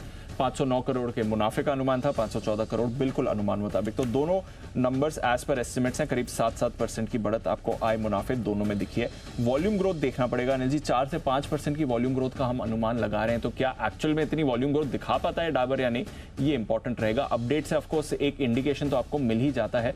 478 करोड़ से बढ़कर करीब 509 करोड़ का आपको मुनाफा, 514 करोड़ का आपको मुनाफा आते हुए दिख रहा है। इनका जो फूड एंड बेवरेज सेगमेंट है उससे भी करीब 4 से 5% की ही ग्रोथ का अनुमान है। इंटरनेशनल कारोबार अच्छा कर सकता है, करीब डबल डिजिट ग्रोथ वहां से आ सकती है। मार्जिन हम स्टेबल एक्सपेक्ट कर रहे हैं सर, देखते हैं कैसे आते हैं नंबर्स इसके बाकी। बिल्कुल। और तब तक मैं आपको निफ्टी का पहले बता दूं, 21,700 हल्की फुल्की रुकावट की रेंज है जहां पर 66 लाख शेयरों का ओपन इंटरेस्ट है। 21,700 750 आखिरी 1 घंटे के लिए हर्डल है। 21,750 के ऊपर बंद होने पर आप फ्रेश ब्रेकआउट की संभावना देखेंगे कल के लिए भी, क्योंकि कल का परसों का जो क्लोज था वो 21,737 के आसपास का था और आज का हाई भी वही बना है 21,739 का। सो बेसिकली 21,700 750 आपके लिए प्रॉफिट बुकिंग जोन है। नीचे की तरफ जो डीप सपोर्ट है वो पुट में 21,600 के आसपास दिख रहा है। सो 21,600 21,750 इस रेंज को निफ्टी ट्रेड करना चाहता है तो आखिरी 1 घंटे में इससे बड़ा मूव आने की संभावना कम है। जिस तरह का माहौल दिख रहा है उसको देख के लगता है कि आप डे हाई के आसपास यानी कि 21,700 675 750 की रेंज में बंद होने की कोशिश करेंगे। अब आइए बैंक निफ्टी 46,000 मेक और ब्रेक लेवल है 46,000 का बैंक निफ्टी का बचे हुए समय के लिए। 3 बजे तक आप 46,000 के ऊपर टिके रहते हैं। 46,000 के पुट पर 96 लाख शेयर हैं, कॉल्स में 93 लाख शेयर, लेकिन बराबर का मामला है। पुट और कॉल दोनों 95 लाख शेयर के आसपास 46,000 की स्ट्राइक प्राइस पर बेचे हुए, बिल्कुल टक्कर कड़ी है। 45,800 इमीडिएट सपोर्ट है, 46,200 इमीडिएट रुकावट है। सो 200 पॉइंट इधर 200 पॉइंट उधर, इसके अलावा कहीं जाना नहीं। लेकिन संभावना इस बात की ज़्यादा दिख रही है कि बैंक निफ्टी भी 46,000 के ऊपर क्लोजिंग देने की कोशिश करे। सो इंडेक्स के बजाय अब स्टॉक्स पर फोकस रखिए आखिरी 1-1.5 घंटे में, वो ज़्यादा बेहतर होगा आपका, क्योंकि इंडेक्स जिस लेवल पर है यहाँ शॉर्ट करना थोड़ा सा माहौल के हिसाब से रिस्की है और लॉन्ग करने में डीप दिक्कत ये है कि आप एकदम ट्रेडिंग रेंज के हायर एंड पर बड़ी इवेंट से पहले है। So risk reward ratio data के हिसाब से, लेवल के हिसाब से और माहौल के हिसाब से आपके लिए खरीदने के लिए फेवरेबल नहीं है और शॉर्ट करने जैसे आपको कहीं स्क्रीन दिख नहीं है। सो बेटर है स्टे अवे स्टॉक्स पे फोकस करिए बस। आइए फिर स्टॉक्स पर फोकस है हमारा। धर्मेश कांत साहब हैं और धर्मेश कांत साहब से मुझे पीएसयू बैंक्स पर ही बात करनी है। सर स्वागत है आपका, good afternoon. Bank of Baroda अनुमान मुताबिक इनफैक्ट अनुमान से थोड़े बेहतर नंबर्स आए थे। सबसे बड़ी बात सर, निम स्टेबल है, 3.2% के 3.1% आए हैं, एक्सपेक्टेड लाइंस पर आए हैं। उसके बाद एसबीआई में भी एक्शन है क्योंकि सैटरडे को एसबीआई के भी नंबर्स आ रहे हैं। कैन बैंक ऑलरेडी आपको अच्छे एक्शन में दिख रहा है। जरा राय दें सर बैंक ऑफ बड़ौदा और इसके बाद बाकी पीएसयू बैंक्स पर क्या व्यू बनता है? बिल्कुल दीपांशु, गुड आफ्टरनून। अनिल जी आपको भी गुड आफ्टरनून। देखिए जो खास बात पीएसयू बैंक से ये रही है कि निम्स इन्होंने काफ़ी स्टेबल रखा है, जबकि इनका डिपॉजिट बेस काफ़ी बड़ा होता है। तो निम्स में इम्पैक्ट आना चाहिए था जो आया नहीं है। इसका सीधा साधा इंडिकेशन ये है कि इनकी जो क्रेडिट ग्रोथ बुक रही है वो काफी अच्छे दरों पे इन्होंने क्रेडिट ग्रोथ करी है, इस कारण से निम्स स्टेबल रहे।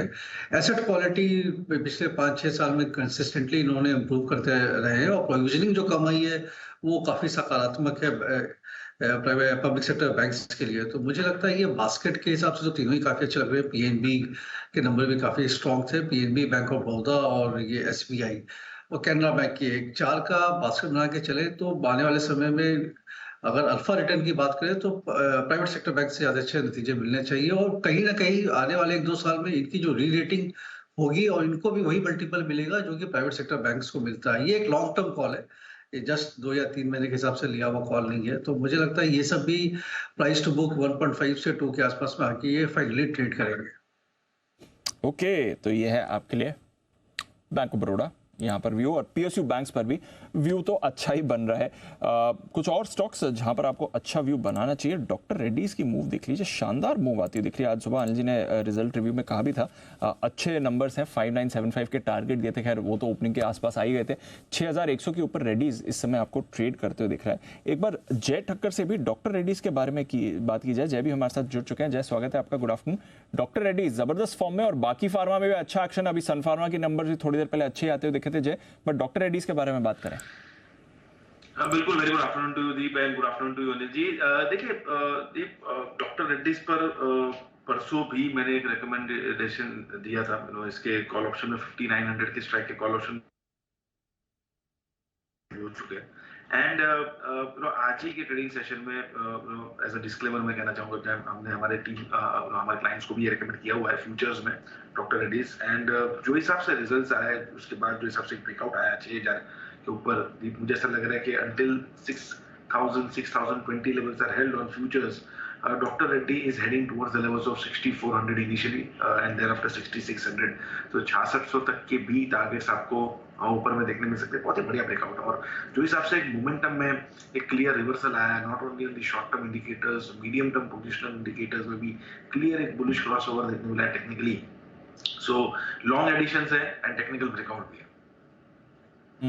तो ये है आपके लिए डॉक्टर रेड्डीज, बढ़िया ब्रेकआउट इस समय आते हुए दिख रहा है, शानदार एक्शन है और फार्मा के नंबर्स भी हम देख ही रहे हैं, एक बढ़िया रुझान इस समय दिखा रहे हैं। बताइए, कल है बजट और हमारी नज़र बनी हुई है। अनिल जी आपको आसान भाषा में बजट के कुछ कॉन्सेप्ट समझा भी रहे हैं।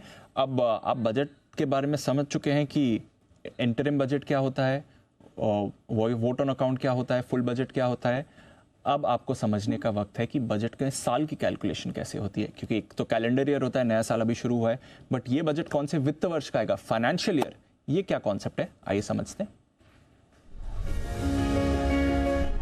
बजट भाषण के दौरान वित्त मंत्री जी कई बार इन शब्दों का जिक्र करती है, financial year, previous year, assessment year, और आप बार बार इनको सुनकर कंफ्यूज हो जाते हैं और सोचते हैं कि छोड़ो, जाने दो यार, ये हमें समझ में बिल्कुल नहीं आएगा ना। आसान है, कैसे, मैं समझाता हूँ। सबसे पहले फाइनेंशियल ईयर। फाइनेंशियल ईयर वो है जिस साल के लिए बजट पेश किया जा रहा है, यानी कि अब इस बजट के तुरंत बाद 1 अप्रैल 2024 से फाइनेंशियल ईयर की शुरुआत होगी, जो चलेगा 31 मार्च 2025 तक। इसको फाइनेंशियल ईयर 2025 भी कह सकते हैं, वित्त वर्ष 2025। तो कहीं भी वित्त मंत्री ये कहे फाइनेंशियल ईयर मतलब वित्त वर्ष 2025। अब आइए प्रीवियस ईयर, जो पिछला बजट था और उस पिछले बजट का जो फाइनेंशियल ईयर था वो अब हो जाता है हमारे लिए प्रीवियस ईयर। कैसे? 1 अप्रैल 2023 से 31 मार्च 2024 का जो साल था, जो पिछले बजट का साल, वो हमारे लिए हो गया प्रीवियस ईयर, है ना आसान। अब इस वित्त वर्ष यानी कि 2024 अप्रैल से मार्च 2025 के साल के लिए जो बजट आ रहा है, इस बजट के दौरान जो भी कमाई होगी, खर्चे होंगे, उसका असेसमेंट होगा अगले साल। तो जब भी वित्त मंत्री ये कहे कि असेसमेंट ईयर, यानी कि असेसमेंट ईयर 2025-2026, तो बस बड़ा आसान है। प्रीवियस ईयर यानी कि वित्त वर्ष 2024, फाइनेंशियल ईयर वित्त वर्ष 2025 और असेसमेंट ईयर वित्त वर्ष 2025-26। क्लियर है? बजट पर बहुत कुछ एक्शन होने की तैयारी में, और अब बजट अगर सुबह का आपने एक्शन मिस किया तो आज हमारे पास कुछ और तस्वीरें आई है। हाँ, बहुत बढ़िया था सर वो सुबह वाला। हिंदुस्तान का भविष्य अमृतकाल में कैसा रहेगा वो अगर आप देखना चाहते हैं, वरुण देखना चाहते हैं हम, बिल्कुल पक्का। हमारे जो एक्सपर्ट्स हैं उनको भी एक बार दिखाएं, कुछ लोग सुबह देख चुके हैं और उसके अलावा कुछ और नए ऐड हुए हैं। तो आशीष सर जरा आप भी गौर फरमाइएगा कि अब बड़े तो बड़े, छोटे बच्चे भी जिस तरह से परिवार में जो कहते हैं ना संस्कार मिलते हैं ना, सब परिवार में बैठ के बजाय सास बहू वाले चैनल या लड़ाई झगड़े वाले जनरल न्यूज़ चैनल के बजाय बिजनेस चैनल देख रहे हैं, जहाँ पर आपको कुछ ज्ञान मिलता है, कुछ समझ मिलती है, कुछ पैसा कमाने बचाने की तरकीब मिलती है। तो बच्चे भी देख रहे हैं। इस बजट पर देखो कितने उत्साहित है, जरा एक झलक देखिए।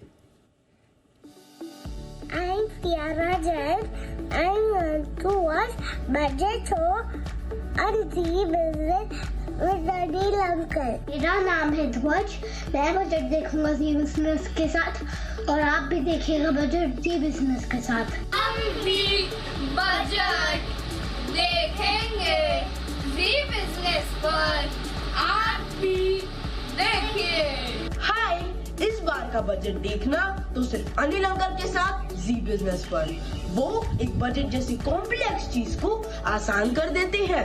मैं भी देखूंगा बजट जी बिजनेस पर, आप भी देखिए अनिल सर के साथ। मैं इस साल का जो बजट अनाउंस होने वाला है उसको देखने के लिए मैं जी बिजनेस पे देखूंगा। देखिए छोटे बच्चे, नन्हे मुन्ने हमारे बाल कलाकार तैयार कर दिया आपने नेक्स्ट जनरेशन। देखो मतलब ये सब credit goes to their parents, जो दिन भर मतलब बजाय कुछ बिना काम के चैनल्स के वो जी बिजनेस देखते हैं। तो उनको देख के बच्चों को आदत पड़ती है, पूछते हैं वो बहुत सारे सवाल पूछते हैं। मैं दीप अभी पिछले हफ्ते की बात बताऊँ जी, कोई मुंबई में हमारी बिल्डिंग में राजकोट से कोई आए हुए थे जी, किसी फ्लैट में। तो नीचे एक छोटी सी बच्ची थी, मुश्किल से 7-8 साल की होगी। तो उसने मुझे देखा, बोला आप अनिल अंकल है। मैंने बोला मैं तो पहचाने, मैंने कहा मतलब वो नेचुरली बच्चों को आता है ना, अंकल ही बोलेंगे ऐसा। मैंने कहा हाँ। तो वो दौड़ के गई, उसकी मम्मी को बुला के लाई, बोले कि अनिल अंकल है, ये टीवी वाले हैं। तो वो राजकोट में रहने वाले लोग यहाँ पर, और वो पहचाना उनकी छोटी सी बच्ची ने, सोचिए। तो मतलब ऐसे कई इंसिडेंट्स होते हैं कि छोटे छोटे बच्चे, क्योंकि दिन भर चलता है चैनल, अब हम 5-6 घंटे हर रोज टीवी पे होते हैं जी। तो ये बच्चों में एक जो बढ़िया आदत बन रही है कि कम से कम अगर देखना ही है तो कुछ ऐसी काम की चीज़ें देखें जो फ्यूचर में उनके काम आए। तो ये दिख रहा था, इसलिए छोटे छोटे बच्चों ने हमें एक्चुअली हमने वीडियो क्लिपिंग्स मंगाई थी जी कि गणतंत्र दिवस पर आप किस तरह से अपने तिरंगे के साथ अपनी तस्वीरें भेजिए। कई लोगों ने तस्वीरों के साथ साथ बजट की भी भेज दी। तो हमने कहा चलो बजट की आई तो बजट की एक बार आप सबको वो सारी तस्वीरें दिखाई जाए, ये आपके सामने आती है। चलिए, बजट की तो पूरी तैयारी है, हम भी तैयार हैं, आप भी तैयार हैं और नेक्स्ट जनरेशन भी तैयार है कल के बजट के लिए। बाजार भी बस तैयारी है, कुछ और नंबर्स आपके सामने आ रहे हैं। डाबर के नंबर्स आ चुके हैं, जल्दी से गोदरेज कंज्यूमर की भी बात कर लेते हैं। एक एफएमसीजी के तो नंबर हो चुके हैं, दूसरी एफएमसीजी मेजर के कैसे रहेंगे नंबर्स, नुपुर से जानते हैं। नुपुर बताइए। बिल्कुल, गोदरेज के भी अनुमान तो यही है कि जिस हिसाब से एफएमसीजी कंपनीज के नंबर्स आते हुए दिखे, यहाँ पे थोड़ी कमजोरी आपको दिख सकती है। तो उसी के चलते आपको फोकस रखना है स्टॉक पर भी। कंपनी की जो आय है वो देखे तो करीबन वहाँ पे आपको ग्रोथ आती हुई दिखेगी, वहाँ पे आपको फोकस करके चलना है। मार्जिन में एक्सपेंशन की उम्मीद है और कंपनी का जो कंपनी ने जो एक्वायर किया है रेमंड का बिजनेस, उस पर भी फोकस रहने वाला है। 4% से इस क्वार्टर में मुनाफे बढ़कर आते हुए आपको नजर आएगा। साथ ही साथ मार्जिन में इंप्रूवमेंट है 200 बेसिस पॉइंट का, 22% तक मार्जिन बढ़कर आते हुए दिखेंगे। ऑर्गेनिक बिजनेस में 3 से 4% की वॉल्यूम ग्रोथ यहाँ पर लेके चल रहे। होम केयर और पर्सनल केयर दोनों में ही ग्रोथ जो है वो अच्छी आती हुई नजर आने वाली है। पार्क एवेन्यू और कामसूत्र का जो परफॉर्मेंस है वो भी स्ट्रॉन्ग रहेगा।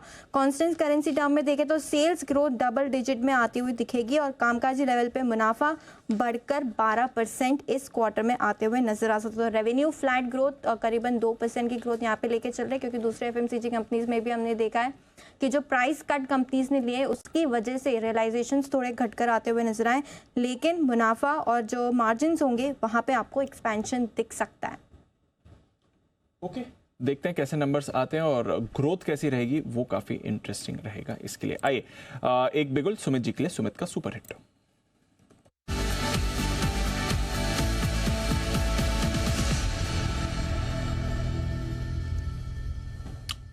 सुमित जी बताएं सर।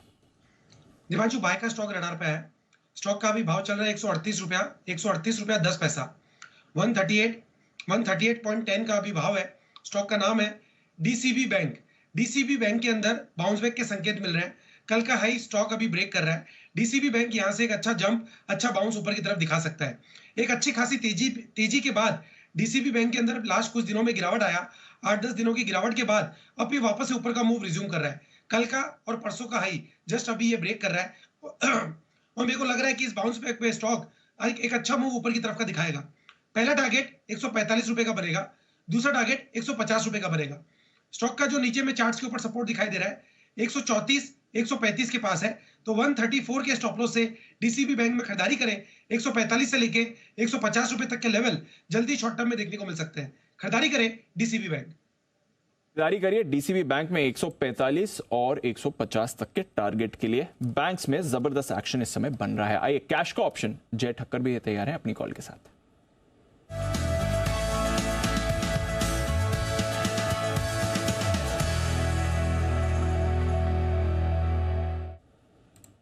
जय बताएं। देख, सुबह तो बैंक निफ्टी का कॉल दिया था, उसके तो टारगेट्स हासिल हो चुके हैं, सारे टारगेट्स इनफैक्ट ऑलमोस्ट। एंड अब जो दे रहा हूँ वो निफ्टी का कॉल होगा।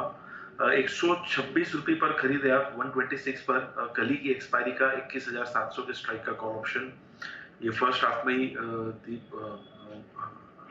अचीव होने के चांसेस है, बिकॉज वहीं पे सबसे ज्यादा आपको वोलेटिलिटी देखने मिलेगी और हाईवीज अब ज्यादा ही रहेगी तब तक जब तक बजट स्टार्ट नहीं होता। तो एक कैप अप भी देखने मिला, so it could be really helpful and मुझे ऐसा लग रहा है कि 21,700 के ऊपर अगर निफ्टी निकलता है तो ऊपर में हमें लगभग 21,825 तक के लेवल्स देखने मिल सकते हैं। 825 एंड 126 पर खरीदे दीप। एंड कल मैं कहूँगा कि इसका जो स्टॉप लॉस रहेगा on lower side that can be placed at 78, ये आपका बजट तक रखेगा। आई मीन टिल दैट ये स्टॉप लॉस मेंटेन रहेगा।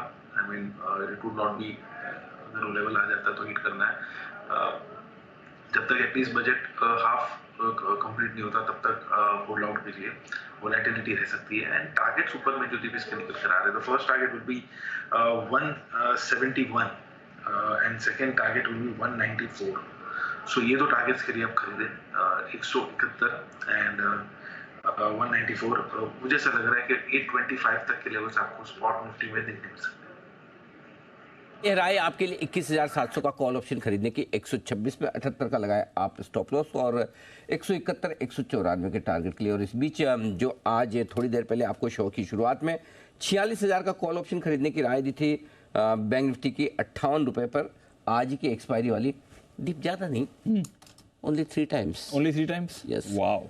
150 के ऊपर निकला 58 वाला कॉल जो अभी अभी आपको थोड़ी देर पहले नितिन जी ने दिया। तो नितिन जी को बहुत बहुत बधाई। और उनकी 21,650 की कॉल निफ्टी की भी अच्छी मजबूती के साथ आगे बढ़ती हुई दिखी। तो नितिन जी के दोनों ही कॉल सुपर डुपर हिट साबित होते दिख रहे हैं। मेरे ख्याल से सचिन जी की तरफ से बिगुल की फरमाइश है, if I am right, yes I am right, बिगुल BTS double T.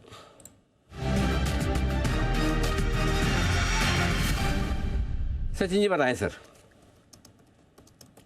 Anil ji, यहाँ पर फ्रेश ब्रेकडाउन हुआ है चोला फाइनेंस के फ्यूचर्स में 1200-1220 के आसपास का जो क्लस्टर ऑफ सपोर्ट था वो काफी कॉन्फिडेंटली तोड़ा है।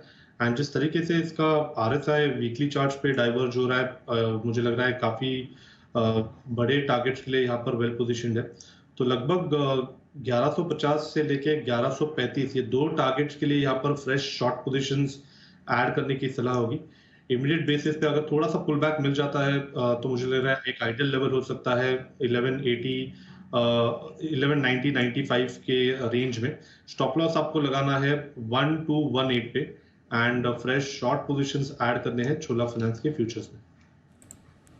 ओके, चोला फाइनेंस सेल कॉल आ रहा है इस समय। बाकी बाजार में तो तेजी है बट कुछ स्टॉक्स आज कमजोरी दिखा रहे हैं। उनमें से चोला फाइनेंस ये काउंटर आया है सचिन जी के रेडार पर। देखते हैं इस पर कैसी मूव आपको दिखेगी। ब्रिटानिया पर रखिए नजर, इस पर थोड़ा एक्शन शुरू हुआ है। REC पर रखिए नजर, इस पर थोड़ा एक्शन आपको शुरू होते हुए दिख रहा है। तो ये दोनों काउंटर्स आपके रेडार पर रहने चाहिए। मूव दिख रही है बट भारत फोर्ज ये भी एक्शन में आ रहा है। करीब 1.5% ऊपर भारत फोर्ज का चार्ट आपको इस समय दिखेगा। इनफैक्ट पूरा ऑटो स्पेस ही एक्शन में है और हम देख भी रहे हैं ऑटो बिक्री के आंकड़े भी आने वाले हैं, उसका भी अनुमान आपके सामने रखेंगे। ऑटो इंडेक्स लाइफ हाई पर है, टाटा मोटर्स लाइफ हाई पर है। धर्मेश जी जरा देखें सर, ऑटो सेक्टर पर लगातार जबरदस्त मोमेंटम में है और लाइफ हाई पर है। स्टॉक्स एंसिलरीज हो, OEMs हो, सभी में अच्छा पार्टिसिपेशन दिख रहा है सर। जी दीपांशु, आई थिंक एंसिलरीज और ओईएम से ज्यादा बेटर विकल्प है, बिकॉज अगर आप रन रेट देखें मंथली का तो दिसंबर थोड़ा सा वीक दिखा था।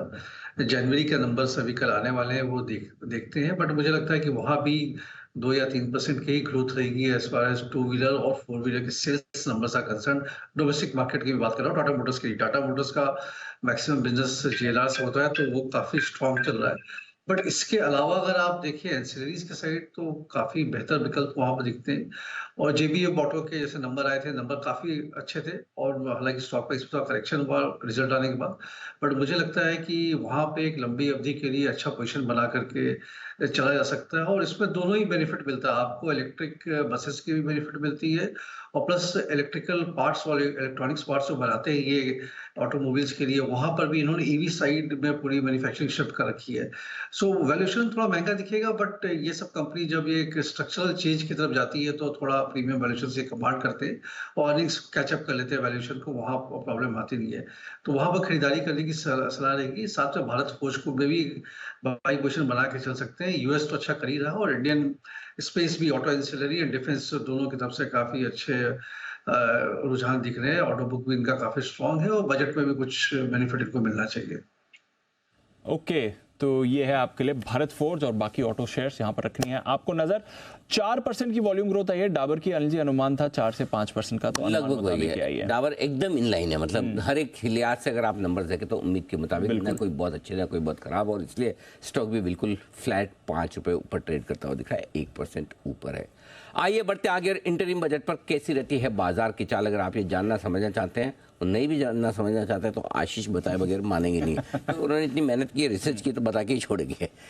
हाँ आशीष सर, बजट के लिए बहुत रिसर्च की है, बहुत की है, पूरी तैयारी है। अरे मजा आएगा, क्या बात है। तो 2014 और 2019 के 2 इंटरिम बजट के नंबर्स लेकर आए आशीष, बताइए। बिल्कुल, एक तो पहले बता दूं कि कुछ लोग समझ रहे हैं कि इंटरिम बजट है तो एक्शन नहीं होता है, बहुत ज्यादा एक्शन देखने को मिलता है मार्केट्स में। सही जवाब। काफी बढ़िया एक्शन देखने को मिलता है। निफ्टी की बात करें तो सर थोड़ा सा 0.6% का 2019 का जो इंटरिम बजट था यहाँ पर आपको मूव देखने को मिला था। लेकिन आप स्टॉक्स का एक्शन देखिए, हीरो मोटोकॉर्प जैसा बड़ा स्टॉक 7% की बड़ी तेजी आ गई, मारुति 5% चल गया, अदानी एंटरप्राइजेस 4% की तेजी देखने को मिली।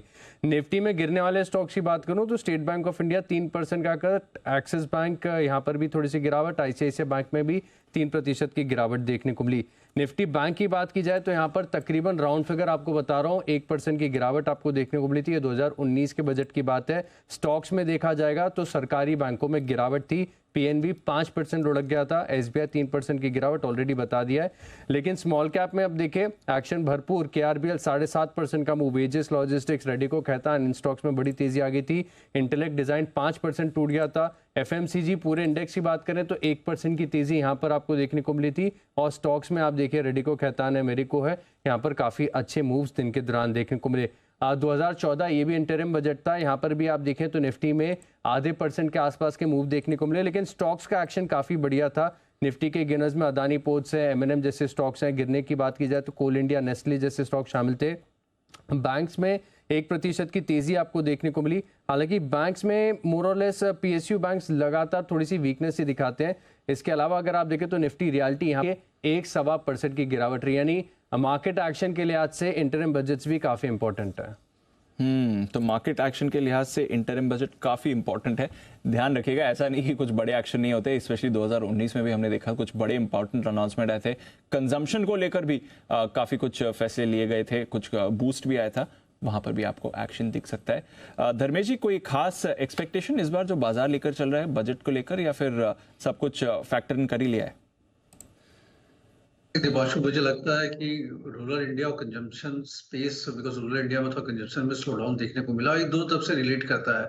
अगर आप फाइनेंशियल कंपनीज के नंबर्स देखें तो वहां भी जो B2C सेगमेंट है रूरल इंडिया में, वहां पर कलेक्शन में प्रॉब्लम आ रही है। और साथ में एफएमसीजी कंपनीज जिनका 40 से 50% का कारोबार रूरल इंडिया बेस, जैसे डाबर हो गया, HUL हो गया, ITC हो गया, तो वहां पर भी थोड़ा वीकनेस देखने को मिला। तो मुझे लगता है कि कहीं ना कहीं सरकार going into the nature of जिस तरीके से बिजनेस चलती है तो थोड़ा बहुत बूस्ट मिलना चाहिए, चाहे वो मनरेगा के थ्रू हो या फिर कोई स्कीम के थ्रू हो। बट एक बूस्ट रूरल इंडिया को इस बजट में मिलना चाहिए इंटरिम में। और सरकार से ऑफर भी है, रेवेन्यू कलेक्शन बहुत स्ट्रांग रहा है, तो वहां पर अफोर्डेबिलिटी दिखती है और वो इनडायरेक्टली इन कंपनियों को हेल्प करेगा।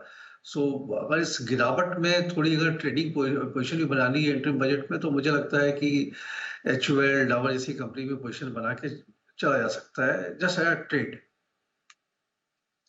तो एक पोजीशन बना के चल सकते हैं। वैसे भी लग रहा है कि आज लोगों ने पोजीशन बनाई हुई है, क्योंकि बजट से पहले जबरदस्त मोमेंटम बाजार में आपको दिख रहा है। डेज हाई पर बाय द वे अभी डाबर आ गया है, इस पर भी रखिए नजर। नतीजों के बाद अब थोड़ा एक्शन आ रहा है, मैनेजमेंट की कमेंट्री भी आ रही है और मैनेजमेंट कह रही है कि इन्फ्लेशन लगातार नीचे आ रहा है और इससे कंपनी को फायदा भी होना चाहिए। पावर स्टॉक्स पर रखिए नजर। PFC, REC दोनों पावर लेंडर्स तो मूव कर ही रहे हैं, साथ ही पावर ग्रिड ये भी आपके लिए वापस मोमेंटम में आते हुए दिख रहा है। 0.25% ऊपर इस समय पावर ग्रिड आपको ट्रेड करते हुए दिखेगा। डेज हाई पर आ गया है ये चार्ट इस समय। जैसे एक बार इसके चार्ट पर राय भी लेते हैं। जय, जरा देखें, पावर ग्रिड वापस मोमेंटम में आ रहा है इस समय, क्या रहा है इस पर? जी बिल्कुल दीप, यहाँ पे ओवरऑल अगर आप देखें तो पावर सेक्टर में ऑलरेडी एक अच्छा मूव है। एंड दीप मैं कहूँगा कि जो हिसाब से पावर सेक्टर में एक अप मूव चल रहा है, पावर ग्रिड में भी है। शॉर्ट टर्म में अगर मैं बात करूँ दीप, यहाँ पे एक अच्छा सपोर्ट बना हुआ है लगभग 240 के आसपास, 240 to 45 के आसपास। अगर जब तक 240-45 के लेवल होल्ड आउट करता है, यानी पावर ग्रिड में लगभग 285-290 के लेवल हमें देखने मिल सकते हैं। और एज अ डिस्क्लेमर मैं ये भी कहूँगा कि इसे मैं कैश सेगमेंट में हमारे क्लाइंट्स को भी रेकमेंड किया हुआ है। पावर ग्रिड पर रखिएगा नजर, पावर स्टॉक्स पर रखिए नजर। टाटा पावर भी आपको एक्शन में दिख रहा था सुबह, वहां पर भी आपको मूव आती हुई दिख रही है। तो स्टॉक्स हैं आपको तेजी के मूड में तो दिख ही रहे हैं। 200 पॉइंट ऊपर इस समय आपका निफ्टी भी आते हुए दिख रहा है, तो उस पर भी जबरदस्त एक्शन बना हुआ है। श्रीराम फाइनेंस एक और स्टॉक जो हमारे रेडार पर है, अनिल जी ने रिसेंटली रेकमेंड भी किया है, उस पर भी एक्शन आपको वापस बनते हुए दिख रहा है। करीब 1% ऊपर आया है श्रीराम फाइनेंस भी। बात करते करते पेट्रोनेट LNG में भी आपको एक मूव दिखी है। बट गुजरात गैस ये काउंटर भी काफी एक्टिव है। एक बार सुमित जी से गुजरात गैस के चार्ट पर राय लेनी है। सुमित जी, दोपहर में एक बड़ा स्पाइक आया था गुजरात गैस पर और वहां से फिर होल्ड कर रहा है अपने levels, in fact fresh days high बना रहा है इस समय गुजरात गैस का काउंटर। पोजीशंस होल्ड करें दीपांशु, ब्रेकआउट है। लास्ट 7 से 8 दिनों का साइडवेज मूव का आज इंट्राडे में ब्रेकआउट देखने को मिल रहा है और एक स्ट्रॉन्ग कैंडल फॉर्म हो रही है। 580 का अभी भाव है, 575 के ऊपर आज क्लोजिंग देखने को मिल जाएगा ऐसा लगता है। ऐसा होने पे स्टॉक में 600 रुपए तक के लेवल जल्दी शॉर्ट टर्म में देखने को मिलेंगे। तो ट्रेलिंग स्टॉप लॉस लगा के पोजीशंस होल्ड करें, डिप में खरीदारी करें। 590, 600 ये इमीडिएट शॉर्ट टर्म के टारगेट होंगे। ओके, तो ये है आपके लिए गुजरात गैस 590 और 600, ये है आपके लिए इंटरिम टारगेट्स। आइए, बजट की बात चल रही है तो कुछ और इंटरेस्टिंग बजट की बातें आपको आसान भाषा में समझाते हैं। फिस्कल डेफिसिट आपने समझ लिया, साथ ही आपने समझ लिया कि वित्त वर्ष क्या होता है, GDP ये सबसे इंपॉर्टेंट आंकड़ा होता है, ये कितने लेवल पर आएगी, इसके लिए फिर आगे भारत के लिए क्या मायने बनते हैं, आप और मेरे लिए क्या इससे फर्क पड़ेगा। आइए समझते हैं GDP की क्या अहमियत होती है बजट में। बजट में सबसे ज्यादा सबसे इंपॉर्टेंट वर्ड क्या है? GDP। या GDP का नंबर पूरे बजट में सबसे इंपॉर्टेंट होता है। तो वित्त मंत्री जी बताती है कि देश में GDP की ग्रोथ की दर क्या रही है और ये बाजार को, इकोनॉमी को बड़ा प्रभावित करती है। अब पहले तो समझिए GDP होती क्या है। GDP का मतलब है ग्रॉस डोमेस्टिक प्रोडक्ट, यानी कि सकल घरेलू उत्पाद। तो आमतौर पर देश भर में क्या क्या प्रोडक्शन हुआ, क्या क्या सर्विसेज ली या दी गई, या फिर क्या क्या कंजम्पशन हुआ, इन सब की जब टोटल मिलाकर देखते ना तो आपके लिए निकल कर आती है GDP। अब GDP में 3 सेक्टर्स का बड़ा योगदान है। एक एग्रीकल्चर, दूसरा इंडस्ट्री और तीसरा सर्विसेज। इन तीनों सेक्टर्स की जितनी कंट्रीब्यूशन होती है उसे जोड़कर GDP ग्रोथ निकाली जाती है। और अब हिंदुस्तान तो वैसे भी पूरी दुनिया भर में सबसे तेज रफ्तार से बढ़ने वाली इकोनॉमी में है। तो ऐसे में बजट के वक्त जब GDP ग्रोथ के आंकड़े वित्त मंत्री बताए और अगले साल के लिए उसका अनुमान बताया और वो मजबूत हो, तो आपको और बाजार को दोनों को खुश होना चाहिए।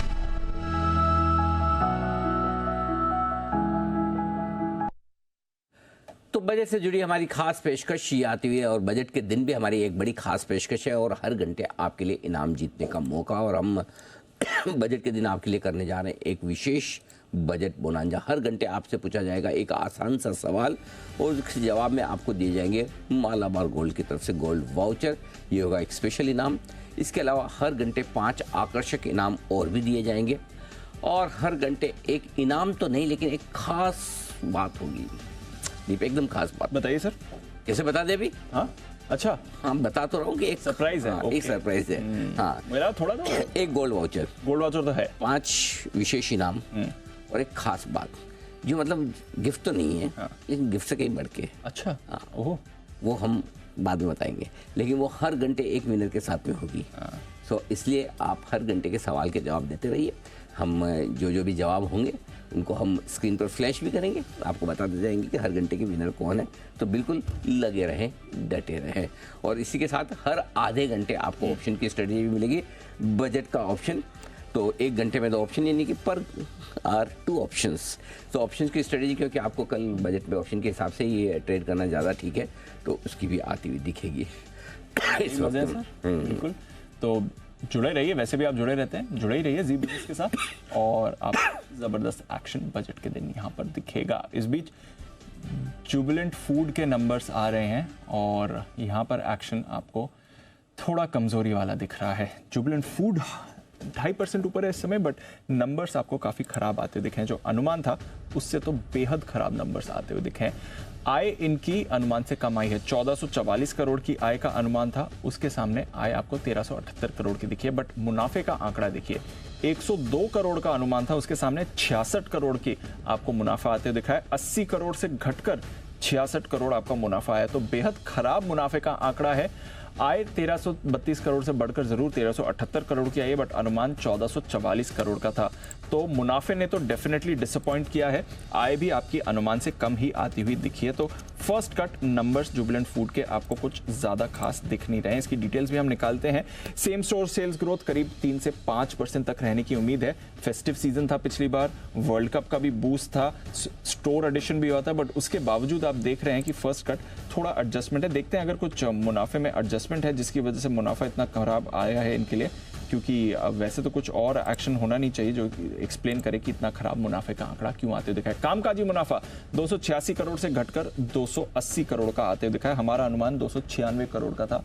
खराब नंबर्स जुबिलेंट फूड के कहे जाएंगे इस समय, अच्छे नंबर्स तो नहीं है सर। बिल्कुल, मार्जिन भी कम, मार्जिन घटे हैं, मुनाफा घटा है, आय घटी है, किसी भी लिहाज से नंबर्स अच्छे नहीं है। सेम स्टोर सेल्स ग्रोथ का नंबर देखना होगा, वो किस तरह का आता है। थोड़ी देर में आएगा, बस थोड़ी देर में आएगा। वो नुपुर आई थी कुछ लिंक के लिए, वो इसी के लिए आई थी। नुपुर इसी का अनुमान बताने आई थी। Very good, what a time. Okay, थोड़ा सा मतलब जल्दी आ गई। ओके, नहीं तो प्रीव्यू के बजाय रिव्यू बताना पड़ता है। ओके, तो फिलहाल ये है नंबर आपके लिए आते हुए। तो जुबिलेंट फूड कमजोर नंबर्स दिख रहे हैं, इसमें कोई डाउट नहीं है। सेम स्टोर सेल्स ग्रोथ का आंकड़ा आपको ज़्यादा तस्वीर सही देगा, लेकिन मिस है तीनों ही पैरामीटर पर। आय कम आती हुई दिखी है, मुनाफा कम आता हुआ दिखा है, और मार्जिन भी कमजोर नजर आ रहे हैं। तो अच्छे नंबर्स नहीं कहे जाएंगे। आज नंबर ज्यादा अच्छे नहीं आ रहा सर। ये तो ठीक है, थोड़ा बाजार का मूड माहौल ठीक है, इसलिए बचा के रखा है, नहीं तो शायद आज मामला थोड़ा सा मुश्किल हो जाता है इन सारे स्टॉक्स के लिए। जुबिलेंट विशेष करके कमजोर नंबर्स पेश करता हुआ आपके सामने इस वक्त आता हुआ दिख रहा है। सुमित जी, चार्ट्स देखिए, जुबिलेंट फूड किन लेवल्स के नीचे कमजोर होगा, किन लेवल्स के ऊपर मजबूत? अनिल जी, चार्ट्स भी कुछ खास नहीं दिख रहे हैं, और एक महीने से लास्ट एक महीने का अगर चार्ट देखेंगे डेली चार्ट पे, तो स्टॉक ने ऊपरी लेवल से दबाव भी दिखाया है। 585 से इसमें गिरावट शुरुआत हुई थी और अभी 520-25 के पास आ चुका है। इसके अंदर ऊपर में जो रेजिस्टेंस है 525 का है। 525 के ऊपर क्लोजिंग मिलने पे ही इसमें फ्रेश बाय करना है। जब तक ये लेवल ऊपर में टूटते नहीं, तब तक तेजी से परहेज करें। स्टॉक का जो नीचे में चार्ट्स के ऊपर इमीडिएट सपोर्ट है 510-500 रुपए का है। ये लेवल टूटने पे गिरावट और बढ़ेगी और 475 रुपए तक के लेवल देखने को मिल सकते हैं। फिलहाल खरीदारी नहीं करना है। ट्रैक करते हैं सर जुबिलेंट फूड?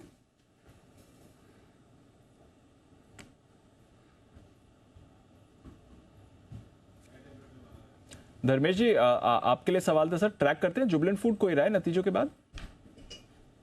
जी बिल्कुल दिपाशु, ट्रैक तो करते हैं, बट नंबर्स तो अपेरेंटली जो दिख रहे हैं वो तो कमजोर नंबर्स आए हैं, तो बट मुझे डिटेल में देखना पड़ेगा कमेंट करने से पहले।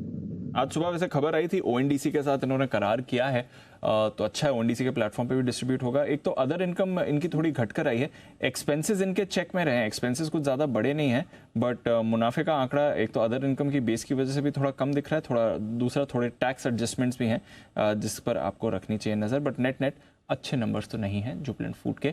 मार्जिन्स में भी थोड़ा गिरावट देखिए। सेम स्टोर सेल्स बाजार की उसी पर उम्मीद लगी हुई है, देखते हैं वो आंकड़ा आपके लिए कैसे निकल कर आता है इस समय। बिगुल सुमित जी के लिए सुमित का सुपरहिट।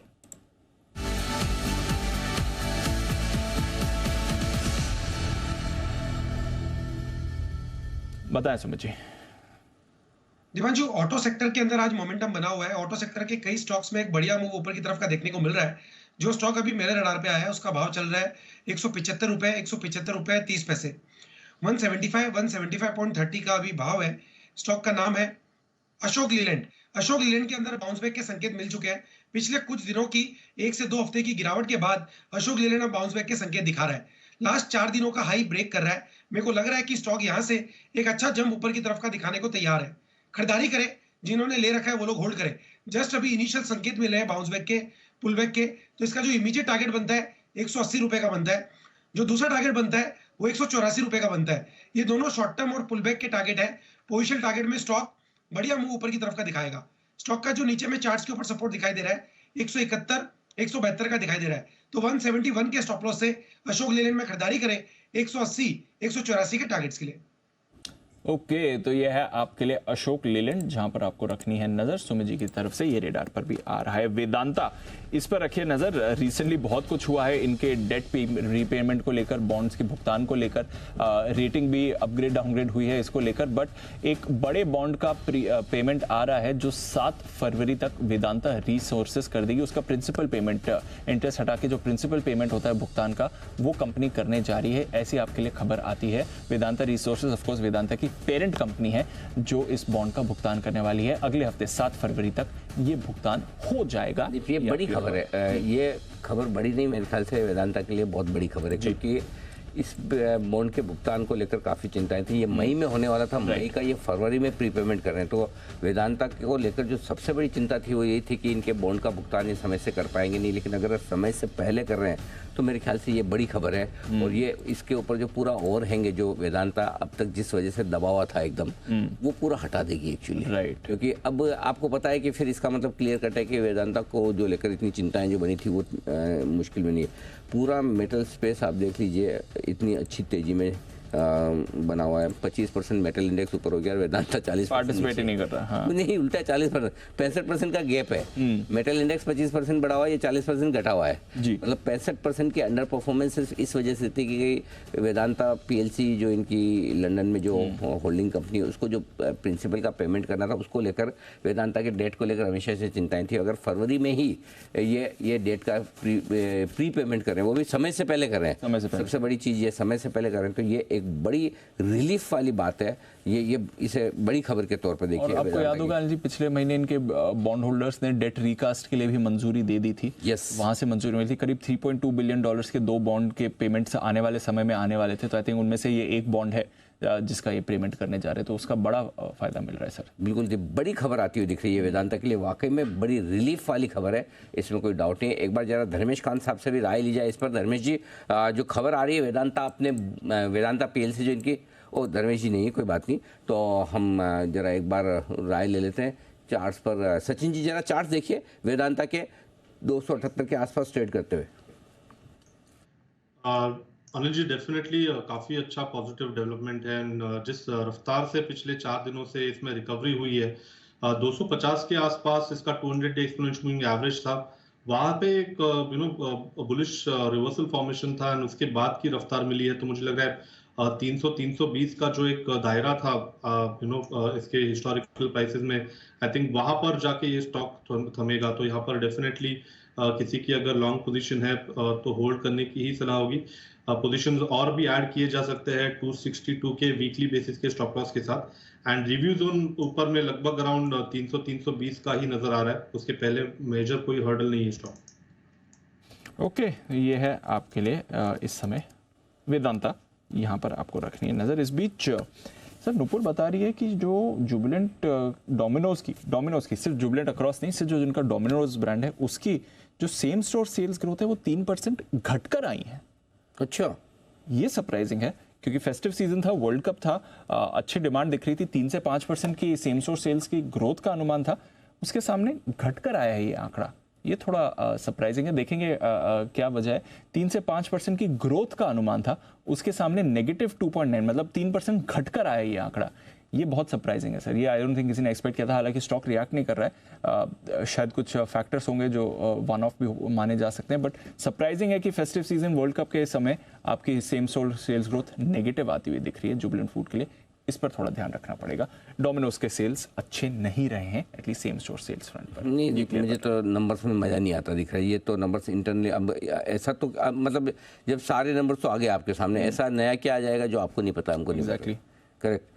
तो आई थिंक जुबिलेंट फूड तेजी तो नहीं बनता है। अब मंदी हो ना हो, गिरे ना गिरे, वो एक अलग बात है। मेरे ख्याल से तो घटना ही चाहिए इन नंबर्स के दम पर, कोई तेजी की तो बात बनती नहीं है। तो क्योंकि अगर सेम स्टोर सेल्स आखिरी यही चीज़ थी जो देखनी थी, 3 से 5% की आप ग्रोथ का अंदाजा लगाते हैं, उसके सामने -3%, वो भी बेहतरीन समय में आए। नंबर्स ख़राब है, कमज़ोर है। मतलब मेरे हिसाब से नंबर्स बहुत ही ढीले हैं, और वो भी डोमिनोज के आप बता रहे हैं। करेक्ट, डोमिनोज की सेल्स मेन तो वही है, डोमिनेंट ब्रांड तो यही है। डोमिनोज के अलावा ऐसा क्या है? डंकिन डोनट्स तो थोड़ा उधर तो अगर आप लॉन्ग पोजीशन है तो स्ट्रिक्ट स्टॉप लॉस के। सुमित जी थोड़ी देर पहले बता भी रहे थे कि चार्ट्स पे कोई ऐसा खास मजबूत है भी नहीं। आई डोंट नो, आज भले ही आपको रिजल्ट्स के बाद कमज़ोर नहीं होता दिखा है, लेकिन नंबर्स बहुत ही ढीले, इसमें कोई डाउट नहीं है। तो ये ज़रा एक बार देखिएगा, नंबर्स कमज़ोर हैं। इन नंबर्स पे अपग्रेड तो नहीं आएंगे, डाउनग्रेड आने की आशंका ज़रूर बनी रहती है, ये ध्यान में रखिए। ओके, ये है आपके लिए डोमिनोज, जुबिलेंट फूड, जिस पर रखनी है आपको नजर। आइए, बट एक स्पेस जो कमजोर बिल्कुल नहीं है वो है आपके लिए पूरा का पूरा ऑटो सेक्टर। लाइफ हाइपर है इंडेक्स, कई स्टॉक्स अच्छी तेजी दिखा रहे हैं। अभी थोड़ी देर पहले मारुति के नंबर्स भी अच्छे आते हुए दिखे थे। क्या है अनुमान जनवरी महीने की बिक्री का? साल के पहले महीने में कैसी रही सेल्स? कुशल है तैयार बताने के लिए। कुशल बताइए। बिल्कुल, तो इस साल का पहला महीने के ऑटो नंबर्स आपको कल से आते हुए दिखेंगे, और इसमें कहीं ना कहीं रेस लगती हुई दिख रही है कौन सी कंपनी कितना ज़्यादा बेहतर प्रदर्शन करती है। तो सबसे पहले पैसेंजर व्हीकल्स, मारुति सुजुकी करीबन 14% की ग्रोथ के साथ पैसेंजर व्हीकल सेगमेंट को लीड करता हुआ दिख सकता है। इस जनवरी के महीने में 1,96,000 यूनिट्स हम एक्सपेक्ट करके चल रहे हैं।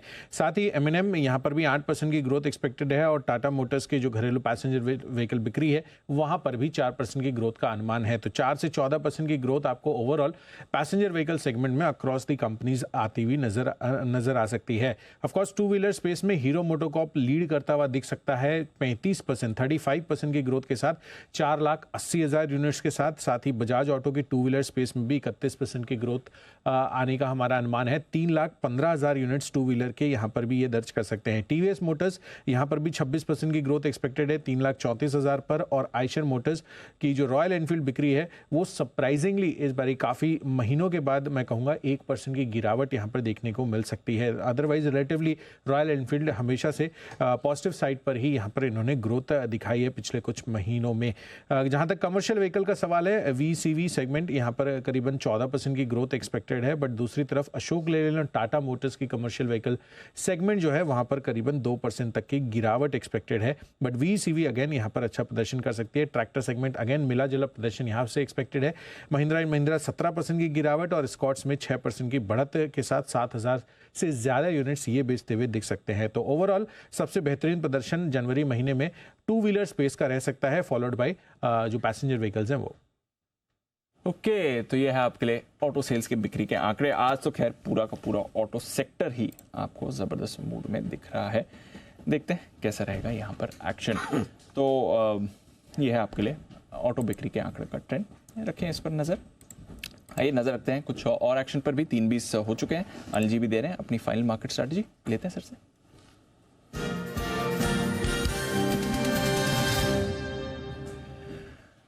ग्लोबल पिक्चर ठीक है सर, 50 पॉइंट ऊपर डाउ फ्यूचर्स है, बट नास्डैक फ्यूचर्स की परेशानी और बढ़ रही है। 200 पॉइंट का कट आपको नास्डैक फ्यूचर्स पे दिख रहा है। तो आज टेस्ला, माइक्रोसॉफ्ट, अल्फाबेट तीनों में बड़ा एक्शन आपको शाम को दिखेगा। आई थिंक वो बाकी बाजार पर भी थोड़ा इंपैक्ट डाल सकता है, बट डाउ कोई परेशानी नहीं दिखा रहा है। तो IT के अलावा बाकी US ठीक दिख रहा है। यूरोप में भी कुछ ज़्यादा बड़ा एक्शन है नहीं। ऑफकोर्स फेड की बैठक है सर, सबकी नज़र उसी पर बनी हुई है, और फिर कल आके हमारा बजट का भी एक्शन होगा। क्या करके जाना है? जी, कुछ भी नया पोजीशन तो नहीं बनाएंगे। देखो जिस तरह की क्लोजिंग दे रहा है वो तो आपको बहुत मजबूत दिखाने की कोशिश कर रहा है, लेकिन सामने 3 इवेंट है, और ट्रेडिंग रेंज के हायर एंड पे आपका बंद होता दिख रहा है निफ्टी। बैंक निफ्टी भी 46,200 के ऊपर बंद नहीं हो रहा है, 46,000 के आसपास बंद हो रहा है, अच्छा है। सो इंडेक्स में कोई ट्रेड नहीं। नोटा का इस्तेमाल करेंगे। Got it. बिल्कुल, जो है आप उसको अपने आप खाली होल्ड कर लीजिए। अगर शॉर्ट है कायदे से वैसे तो ट्रिगर हो जाता है, लेकिन फिर भी रखना है एक दिन और, तो थोड़ा वेट कर लीजिए कल सुबह 11 बजे तक। लॉन्ग है 21,600 का पुट खरीद लीजिए, इधर 45,800 का पुट खरीद कर होल्ड कर लीजिए। शॉर्ट है तो 46,200 का कॉल खरीद लीजिए, और 21,850 का कॉल खरीद लीजिए अगर आप हेजिंग करना चाहें तो। बस सिंपल। ठीक है सर। आइए आशु जी के लिए एक बिगुल, स्विंग के सुल्तान आशु मदान।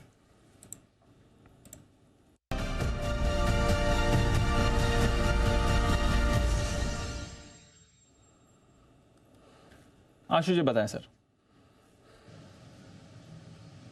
दीपांशु, स्टॉक नया नहीं है, इस एक्सपायरी की लिस्ट में भी है रिजल्ट के लिए और शो के शुरू में भी किया था, बट हमने अभी अभी क्लाइंट से शेयर किया है दीपांशु एसबीआई में बीटीएसटी करनी है। जिस तरह से bank of Baroda, can bank, PNB, Deepanshu it's only a matter of time. हम कई बार मैंने बोला विद कैविएट कि यहीं से पलट जाता है, बट मुझे अब लगता है कि इट्स मैटर ऑफ टाइम कि सीधा एक बहुत बड़ा जंप मारेगा। तो एसबीआई में 644 का जो फ्यूचर चल रहा है बाइंग करनी है। आज कल का जो क्लोजिंग था 632 का, कल का क्लोजिंग, उसका स्टॉप लॉस लगाना है और ऊपर तो आई थिंक मेरे को तो बहुत अच्छा लग रहा है एसबीआई। मतलब काफी 2-3 महीनों से लग रहा है, मतलब स्प्रेड बनाते हैं, बहुत मजा नहीं आ रहा क्योंकि उसी रेंज के अंदर है, but it is only matter of time. और जिस तरह की आज क्लोजिंग दे रहा है और बाकी पीएसयू बैंक्स में जो ट्रैक्शन है, आई थिंक ये बहुत जल्दी एक अच्छा मूव इसमें देखने को मिलेगा। हमारा स्प्रेड चल रहा है, मैं इसमें बार बार डिलीवरी के लिए बोल रहा हूँ, और अभी हमारी बीटीएसटी कॉल भी है। एसबीआई कल बजट है, कोई दिक्कत नहीं है। और सबसे बड़ी बात जो इसका एक पॉजिटिव हैंगओवर जिसको कहते हैं, रिजल्ट आने हैं और वो I am expecting very good results. बढ़िया रिजल्ट्स आने चाहिए एसबीआई, सैटरडे को इसके नंबर्स आने चाहिए और बहुत ही अच्छा अनुमान यहाँ पर लेकर चल रहा है। तो एसबीआई इस पर रखिएगा नज़र। पीएसयू बैंक्स आपको वैसे भी बढ़िया फॉर्म में इस समय दिख ही रहे हैं। इस बीच मदरसन वायरिंग, ये भी आपके नंबर्स आते देखें, मदरसन सुमी वायरिंग, और बहुत ही बढ़िया नंबर्स यहाँ पर आपको आते दिख रहे हैं। 1690 करोड़ से आय बढ़कर आपको 2120 करोड़ की आय आती हुई दिख रही है। बहुत ही बढ़िया ग्रोथ आंकड़ा आय पर है। मुनाफे में भी 50% की ग्रोथ आपको दिखी है। 106 करोड़ से मुनाफा बढ़कर आपके लिए 168 करोड़ का आया है। मजबूत नंबर्स मदरसन सुमी वायरिंग की तरफ से आपको आते हुए दिख रहे हैं, तो अच्छा एक्शन वहां पर आपको दिखेगा। एबिटा 46% बढ़कर आया है, 180 करोड़ से बढ़कर 262 करोड़। मार्जिन्स भी 10.5% से बढ़कर 12.5% आपको आते हुए दिख रहे हैं। तो अक्रॉस पैरामीटर्स 25% रेवेन्यू ग्रोथ, 58% मुनाफे की ग्रोथ, 46% एबिटा ग्रोथ और 2% मार्जिन का एक्सपेंशन आपको आते हुए दिख रहा है। मदरसन सुमी वायरिंग, इस पर रखनी है आपको नजर। अच्छे नंबर्स आते हुए दिखे हैं। चलिए, ये भी है हमारे रेडार पर। बैंक से बेनिफिट, थोड़ी देर में आशीष भी हमारे साथ जुड़ने वाले हैं आपके लिए अपडेट लेकर। बट बैंक्स की बात निकली है, इंडसइंड बैंक, इस पर अभी अभी एक मूव आपको बनते हुए दिख रहा है। एक बार जैसे इंडसइंड बैंक के चार्ट पर राय लेते हैं। जय, अभी अभी मूव कर रहा है। पीएसयू बैंक आज वैसे स्टार हैं, बट इंडसइंड बैंक पर भी देखिए अभी थोड़ा एक्शन बन रहा है इसमें। बिल्कुल दीप, इनफैक्ट इंडसइंड बैंक की लगभग 2 दिनों से एक रेंज बनी हुई है, नीचे में 1500, 1510 और ऊपर में लगभग 1540 और अपर एंड ऑफ द रेंज पर ये पहुंच चुका है। दीप, अगर कल के ट्रेडिंग सेशन में इंडसइंड बैंक 1540 के ऊपर खुलता है, देन ये लगभग 1590 तक के लेवल्स हमें कल ही दिखा सकता है। तो एक अच्छी रिकवरी हमें देखने मिली है lower end of the range से अपर एंड ऑफ द रेंज पर पहुंचा है। तो इसे ट्रेड करना है तो कोई कॉल ऑप्शन के थ्रू कर सकता है, 1540 1560 के स्ट्राइक का कॉल ऑप्शन लेकर चले, बिकॉज इवेंचुअली ब्रेकआउट तो आपका 1540 के ऊपर ही आपको देखने मिलेगा। ये स्पॉट लेवल्स बता रहा हूँ। ओके, तो ये है आपके लिए इंडसइंड बैंक, इस पर रखेगा नजर। अच्छा एक्शन आपको इस पर दिख रहा है। आइए बैंक से बेनिफिट अपडेट ले लिया जाए आशीष की तरफ से।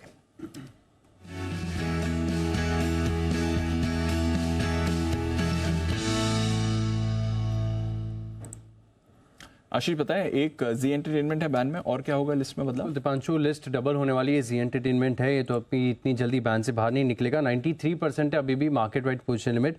और जो दूसरा स्टॉक है जो एंट्री करने वाले, यहाँ पर पोजीशन कल भी ठीक ठाक थी, 90% के आसपास थी, आज 95% के आंकड़े को क्रॉस कर दिया है। 101% है प्रिसाइजली सेल, यहाँ पर पोजीशंस बढ़ गई हैं, तो सेल भी अब आपको बैन में दिखेगा। 2 स्टॉक हो जाएंगे फिर आपके पास, जी एंटरटेनमेंट और सेल। जी एंटरटेनमेंट और सेल दोनों बैन में आने की तैयारी में आपको दिख रहे हैं। दोनों में ही आपको अच्छा एक्शन भी आज बनते हुए दिखा है। सुमित जी के लिए एक बिगुल, सुमित का सुपरहिट।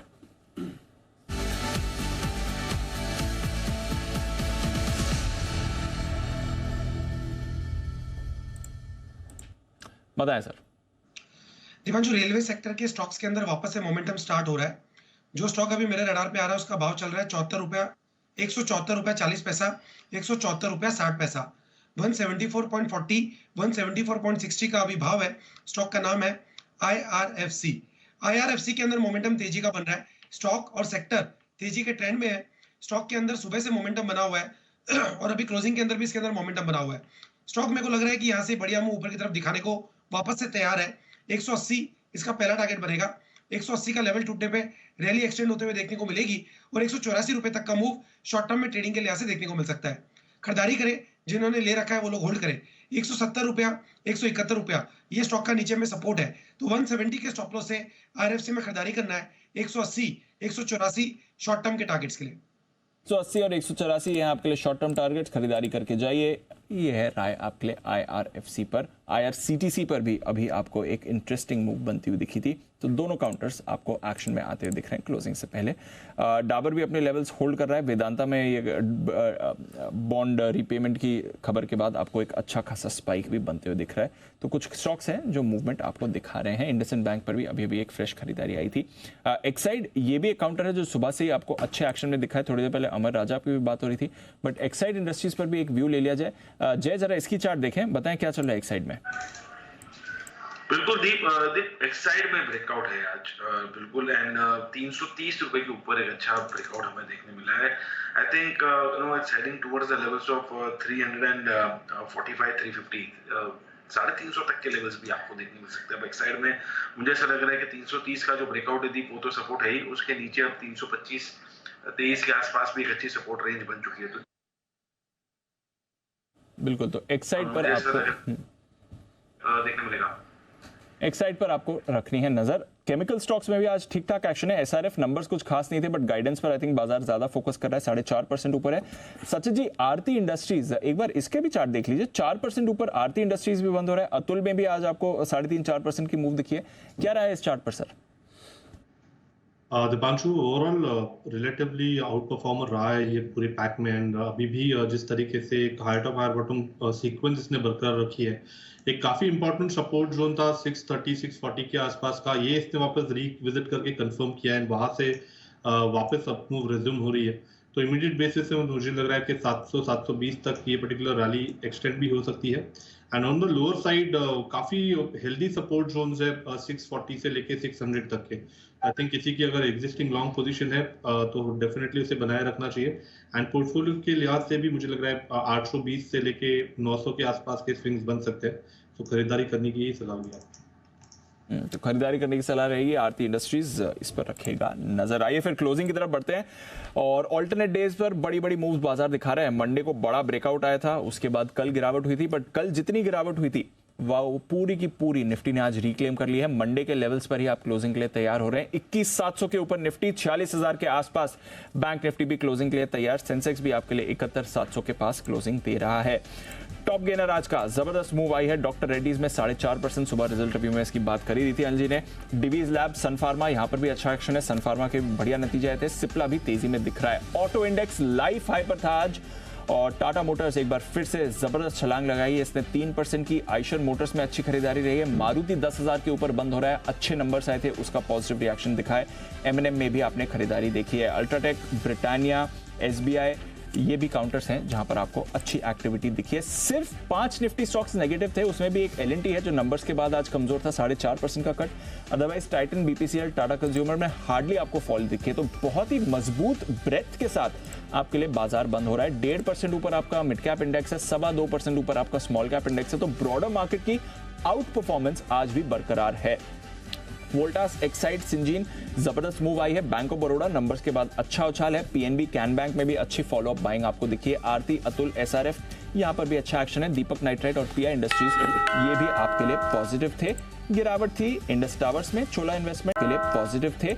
गिरावट थी इंडस टावर्स में, चोला इन्वेस्टमेंट, अंबुजा नतीजे थोड़े सुस्ते अच्छे थे, बट अनुमान से कमजोर। GMR नंबर से पहले ये थोड़ा कमजोर है। पिडलाइट, टाइटन, एस्कॉर्ट्स, BEL यहां पर भी आपको नरमी दिखे। बट अनिल जी, शानदार बाउंस बैक आया, कल का पूरा लॉस्ट ग्राउंड रिक्लेम कर दिया है। वापस मंडे के लेवल्स पर आप क्लोज हो रहे हैं। बिल्कुल, तो बिल्कुल जहां हम बंद हुए थे 21,737 पर मंडे को, वहीं पर 21,731 पर आए। फाइनल क्लोजिंग थोड़ी सी शायद नीचे बनी आए, लेकिन बहुत बढ़िया एक्शन बनता हुआ दिखा है। निफ्टी, बैंक निफ्टी दोनों में तगड़ा एक्शन आपके सामने आता हुआ दिखा है। जय ठक्कर साहब और आशु मदान साहब, आप सबका बहुत बहुत धन्यवाद। कल आप सभी लोगों का इंतजार है हमें, लेकिन उससे पहले वित्त मंत्री जी की तस्वीरें आप देख सकते हैं। इस वक्त वित्त मंत्री जी इस वक्त संसद में है, बजट की तैयारी करती हुई। कल बड़ा दिन है, सुबह 8 बजे से उनका तो पैक शेड्यूल रहेगा। हम 7 बजे से हम रहेंगे हम 7 बजे कल। अच्छा भाई, तो कल मैंने भी कल सुबह 7 बजे मैं भी लाइव हूँ। आप भी जुड़ रहे हैं? अरे वाह, स्टूडियो में। बहुत बढ़िया। आमतौर पर मैं आ जाता हूँ, इस केबिन में होता हूँ, फिर केबिन में से मैं फ़ोन पे हो जाता हूँ कि चलो ठीक है, आराम से तैयार व्यार होकर 7:45 बजे ही जाएंगे। लेकिन कल मैंने सोचा कि मैं भी 7 बजे। बहुत अच्छा है सर। बिल्कुल आपके साथ ही हूँ, बिल्कुल आपके पास में इधर बैठ कर एकदम डन सर, लाइव। तो 7 से 8 में 7 बजे से ही सुबह लाइव रहूँगा, क्योंकि कल इसलिए भी लाइव रहना जरूरी कि बजट ही नहीं है। बजट तो चलो 11 बजे आएगा, फेड की मीटिंग की पॉलिसी है, बिल्कुल है सर। तो उसका भी तो जो कुछ भी होना है। पीपी चौधरी साहब हैं, वित्त राज्य मंत्री सोमनाथ साहब हैं, तो सारे बड़े बड़े डॉक्यूमेंट तैयार हो चुका है, डॉक्यूमेंट तैयार हो चुका है। ये है वो टीम जिसने जो देश की अर्थव्यवस्था को दिशा देने का काम करती है बजट के जरिए। वित्त मंत्रालय की ये सुदृढ़ मजबूत टीम आपके सामने। Photo session click. ओके, तो चलिए, आप सबके जो बजट के प्रोविजंस आपने बनाए उसका हम सबको इंतजार है कल से। देखेंगे, लेट्स सी व्हाट हैपेंस। हमारी भी टीम सर इतनी मजबूत है कल के लिए, जबरदस्त तैयारी है हमारी भी। बात है। और मंत्री जी, शाम की भी तैयारी जोरदार जबरदस्त है सर। मतलब कई लोगों ने पूछा कि जी बिजनेस हमें क्यों देखना चाहिए, तो 3 बातें हैं जिसके लिए जी बिजनेस देखना चाहिए। 5 साल से हम लीडर हैं बजट में, और इवन जनरल चैनल भी हमारे मुकाबले में नहीं होता है यूट्यूब पे अगर आप देख लें तो मतलब आसान भाषा, सबसे भरोसेमंद चेहरा और हर खबर पे पहरा। अगर आपको चाहिए तो आपको जी बिजनेस देखना चाहिए। बिल्कुल। मतलब इससे आसान भाषा में आपको बजट कोई कहीं समझाएगा नहीं। एब्सोल्युटली। बजट को देख के लोगों को डर ही लगता है, मुश्किल है, समझ में आएगा क्या, तो इसलिए बिल्कुल चिंता न करें, हम आसानी से बताएंगे किसका क्या मतलब है। बिल्कुल जैसा हमने जी ने कहा, तो पिछले 5 सालों का जो लीडर है बजट का, जी बिजनेस, आपके प्यार और विश्वास की बदौलत वही रहेगा आगे भी। तो बिल्कुल कल पूरे बड़े दिन हम सुबह से लेके लंबी इनिंग, सुबह 7 बजे से हम 5 बजे तक की लंबी इनिंग खेलने गए थे। यस सर, आप मेरी उसके बाद